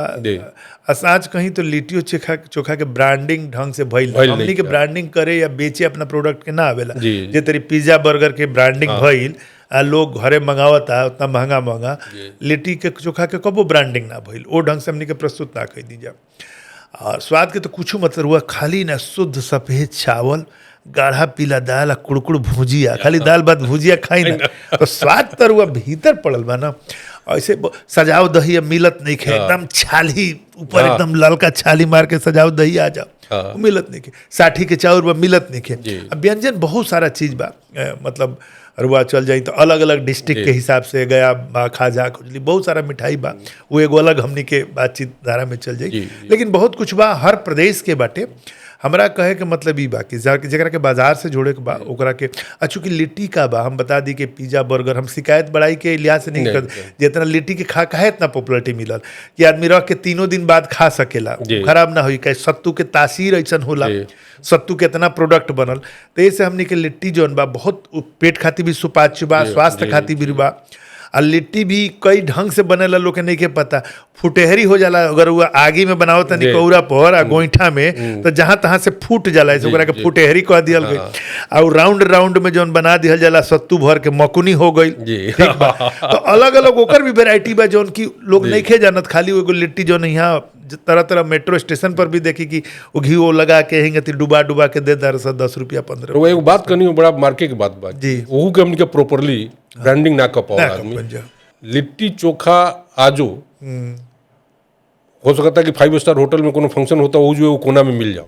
लेकिन वो कोने में रहता नोएडा दिल्ली में बहुत जगह मिला था लेकिन वो ठेला पर लगा के जो नुकसान करने वाला बहुत सारा चीज बना कोल्ड ड्रिंक्स बा पिज्जा बा बर्गर बहुत सारा चीज बा जो मैदा के बाद जो नुकसान मैदा तो नुकसान कर लेना लेकिन ओकर जो सबसे आनंद के आज जो लोग खोजता डाइट फूड के नाम पर रोस्टेड बेक्ड चाहिए तला हुआ नहीं चाहिए डीप फ्राइड नहीं चाहिए वो लोग अगर सोचे कि डीप फ्राइड ना चाहिए या मैदा ना चाहिए जी तो से बढ़िया डिस्क हो सकता है देखिए हमने के अपना यहाँ के कोनो चीज़ के ब्रांडिंग ना करनी जाए जितना हिस्टोरिकल प्लेस बा मंदिर बा जो दूसरा जगह जाके देखी वहाँ से जो अर्न होता वहाँ पर जो फ़ायदा मिला था बाहर से जितना टूरिस्ट आवता रहे हमने कि वो ढंग से ना कहीं नहीं जाए ओकर जरूरत पा ओकरा के करे के ऐसे सरकार के भी फायदा हुई दोसर चीज फूड प्रोडक्ट के भी सारा चीज के हमने के लूर ना हमने के जाके मॉरिशस के स्वर्ग बना दें जाए लेकिन अपना यहाँ वही तरी जो हमने के ज्यादा जगह गोबर कैले बन जाए ओकरा के ठीक करे के वही तरह अपना यहाँ जो टैलेंट बा गाँव में इतना टैलेंटेड लड़का बड़ा सब ओकनी के सही से गाइड करके ई करे के चाहिए। अब हम कई बार रुआ इंटरव्यू में भी चूंकि हमने के बातचीत कंक्लूड करे का होता है एगो निहोरा करे लोग से जे सुनत हुई हम कई बार कहनी कि भाई देखो अब हम बानी रुआ बानी जे कुछ लोग बा जे कुछ अच्छा करे के चाहता तो एग्जीक्यूट कर सकेला हमारा पास एगो योजना बा हमारा पास प्लानिंग बा हमारा पास करे के ढंग बा लेकिन एकरा खातिर संसाधन चाहिए एगो टीम चाहिए टीम खातिर पैसा चाहिए।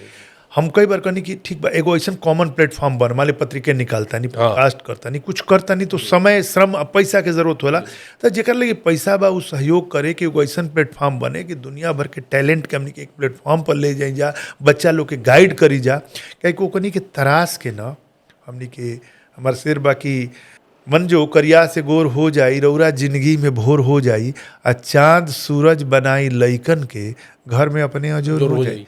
तो लइकवन के सही एक से एक टैलेंट भरल बा ओकनी के सही ढंग से गाइड करे के जरूरत बा आ ना तो वो बनेरा लेखन मनोज भाव खोजिए सब बर्बाद हो जाए सब मनोज भाव बनेरा थोड़े मतलब एक दिन भटकत रही सब तो वो लइकन के तराश के सही टाइम पर सही जगह पहुंचा दी तो हमने के एगो उपलब्धि के रूप में एगो एसेट के रूप में तैयार हुई। आज मनोज भाव से गप होता है यही खातिर लइकवा बनेरा ना बना सौभाग्य बात हम लोग बहुत करें बातचीत के क्रम में अपने भोजपुरी समाज की रीति कुरीति पे भी काफी चर्चा हुई लेकिन अगर एक बात हम पूछें आपसे कि भोजपुरी समाज की वो कौन सी एक बात है जो कि आपको बहुत अच्छी लगती है? मैं क्या बताया कि ये जहाँ जाते हैं ना उस जगह को बना देते हैं संवार देते हैं जिस शहर में जाते हैं उस शहर को संवार देते हैं जिस देश में जाते हैं इतनी इनमें पॉजिटिविटी है इतनी ताकत है और इतने भरोसे के लोग हैं ठीक है ये इनका सबसे पॉजिटिव कैरेक्टर है कि जहाँ जाते हैं वहाँ के हो जाते हैं और ये छद्म मतलब इनका जो अंदर है वही बाहर है इसलिए ये देते हैं तो 100% देते हैं ये सबसे बड़ी ताकत है। और गुण दोष की बात करें तो ऐसी वो कौन सी बात एक आप सोचेंगे जिसको हमें बदलने की जरूरत है हम भोजपुरियों ये एक आदमी बढ़ रहा है ना तो ये नहीं होता है कि हम उससे सही प्रतिस्पर्धा करके ऊपर जाओ टंगरी पकड़ के लटक जाए लो एक आदमी ऊपर उठेगा तो 4 आदमी जो है वो उसको पकड़ के आप चले जाइए गांव वो गांव नहीं रहा मैं हम लोग कविताओं में तो बड़ी खूबसूरत बात करते हैं लेकिन गांव में अगर केहू के लड़का आगे बढ़ता तो पूरे खुशी पूरे गांव को होनी चाहिए वो नहीं हो गया और उसको कैसे हम नीचे खींचे ये सब चीज हो गई है डाउन करने वाली बात हो जाती है। इसीलिए मैंने वो कविता सुनाई कि ये जलन का भाव हटाइए प्रतिस्पर्धा हो तो स्वस्थ हो जी। कि ठीक है हम एक लंबी लकीर खींचे, अगर उनका बेटा आईएएस बन गया तो ठीक है हमारा बेटा भी कुछ बने जो बन सकता है, नहीं कि वो आईएएस बने तो रे आईएएस बन, जी। अगर वो डॉक्टर बनने लगे तो डॉक्टर बने, कलाकार बनने लेकिन बनाइए। तो प्रतिस्पर्धा ये हो, ये नहीं हो कि ठीक है वो पढ़ रहा है तो ऐसा हम जुगाड़ कर दे कुछ कर दे कि कल से पढ़ ही नहीं पाए।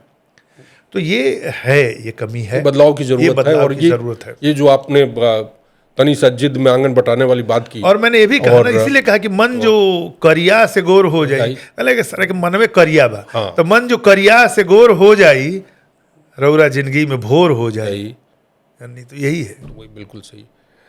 मनोज जी, बहुत अच्छा लागल रुआ से आज जितना लंबा गप करके बुझेबे ना कल कि हमने क्या घंटा गप के नहीं सुन कि 2 घंटा के नहीं सुन। बहुत बहुत धन्यवाद, बहुत बहुत शुक्रिया। और गप का सिलसिला हम लोग का चलता रहेगा। आज ये कहे मतलब सच में मैं आह्लादित हूँ, और ये नहीं लग रहा था कि हम लोग किसी इंटरव्यू के, लग रहा था कि घर में बैठ के अपने भाई के साथ जी। बातचीत कर रहे हैं। और बात करने वाला भी तो चाहिए, जिस स्नेह के साथ, जिस तरह से सारी चीज़ों को समेट कर आप बात कर रहे हैं, और वो गांव को पकड़कर, शहर को पकड़कर, मॉरिशस को पकड़कर, राजनीति को पकड़कर, साहित्य को पकड़कर, तो मुझे आप प्रशासनिक अधिकारी रहे हैं, इतने बड़े अधिकारी रहे हैं, लेकिन जो पकड़ मतलब आप रुचि, तब पकड़ तो होती ही है, जिस ढंग से आप साहित्य में डूबे हैं, सिनेमा में डूबे हैं, अपने लोक में डूबे हुए, लोक को पकड़े हुए हैं, और सिर्फ पकड़े नहीं हैं, पूरी दुनिया को दिखा रहे हैं, मेरे जैसे छोटे छोटे जुगनुओं को पकड़ पकड़ कि देखो भाई कुछ किया जाए। तो ये मैं सैल्यूट कर रहा हूँ। ये अपनी बेटी से जी एक श्लोक सीखा मैंने, जी, वो अपनी स्कूल में सीख के आई और मुझे वो भाग गया, मैं अपने डेली की पूजा में उसको जोड़ दिया। सरस्वती नमस्तुभ्यं वरदे कामरूपिणी जी, विद्यारंभम करिष्यामि सिद्धे भवतु मे सदा। तो मैं इस श्लोक को जीवन का एक मूल मंत्र बना लिया। पिताजी से मुझे पहले वो सरस्वती वंदना जो है, या कुंदन दो तुषारहार मैं करता था, ये मिला तो मुझे लगा कि साथ में ये भी चले, क्यों हर पल हर क्षण जिंदगी के अंतिम पल तक सीखने के लिए है, और हर व्यक्ति जिससे गप हो वो आपके जीवन में गुरु का रोल प्ले करता है। तो आपसे आपने जितनी बातें मेरे बारे में कही, आपका स्नेह है, आपका आदर है मेरे प्रति, लेकिन आपसे उतनी ही बातें मैंने सीखी, और मेरे लिए भी एक अविस्मरणीय गप सेशन रहा ये। और आगे हम लोगों का गप सेशन चलता रहेगा, गप का अड्डा आबाद रहेगा।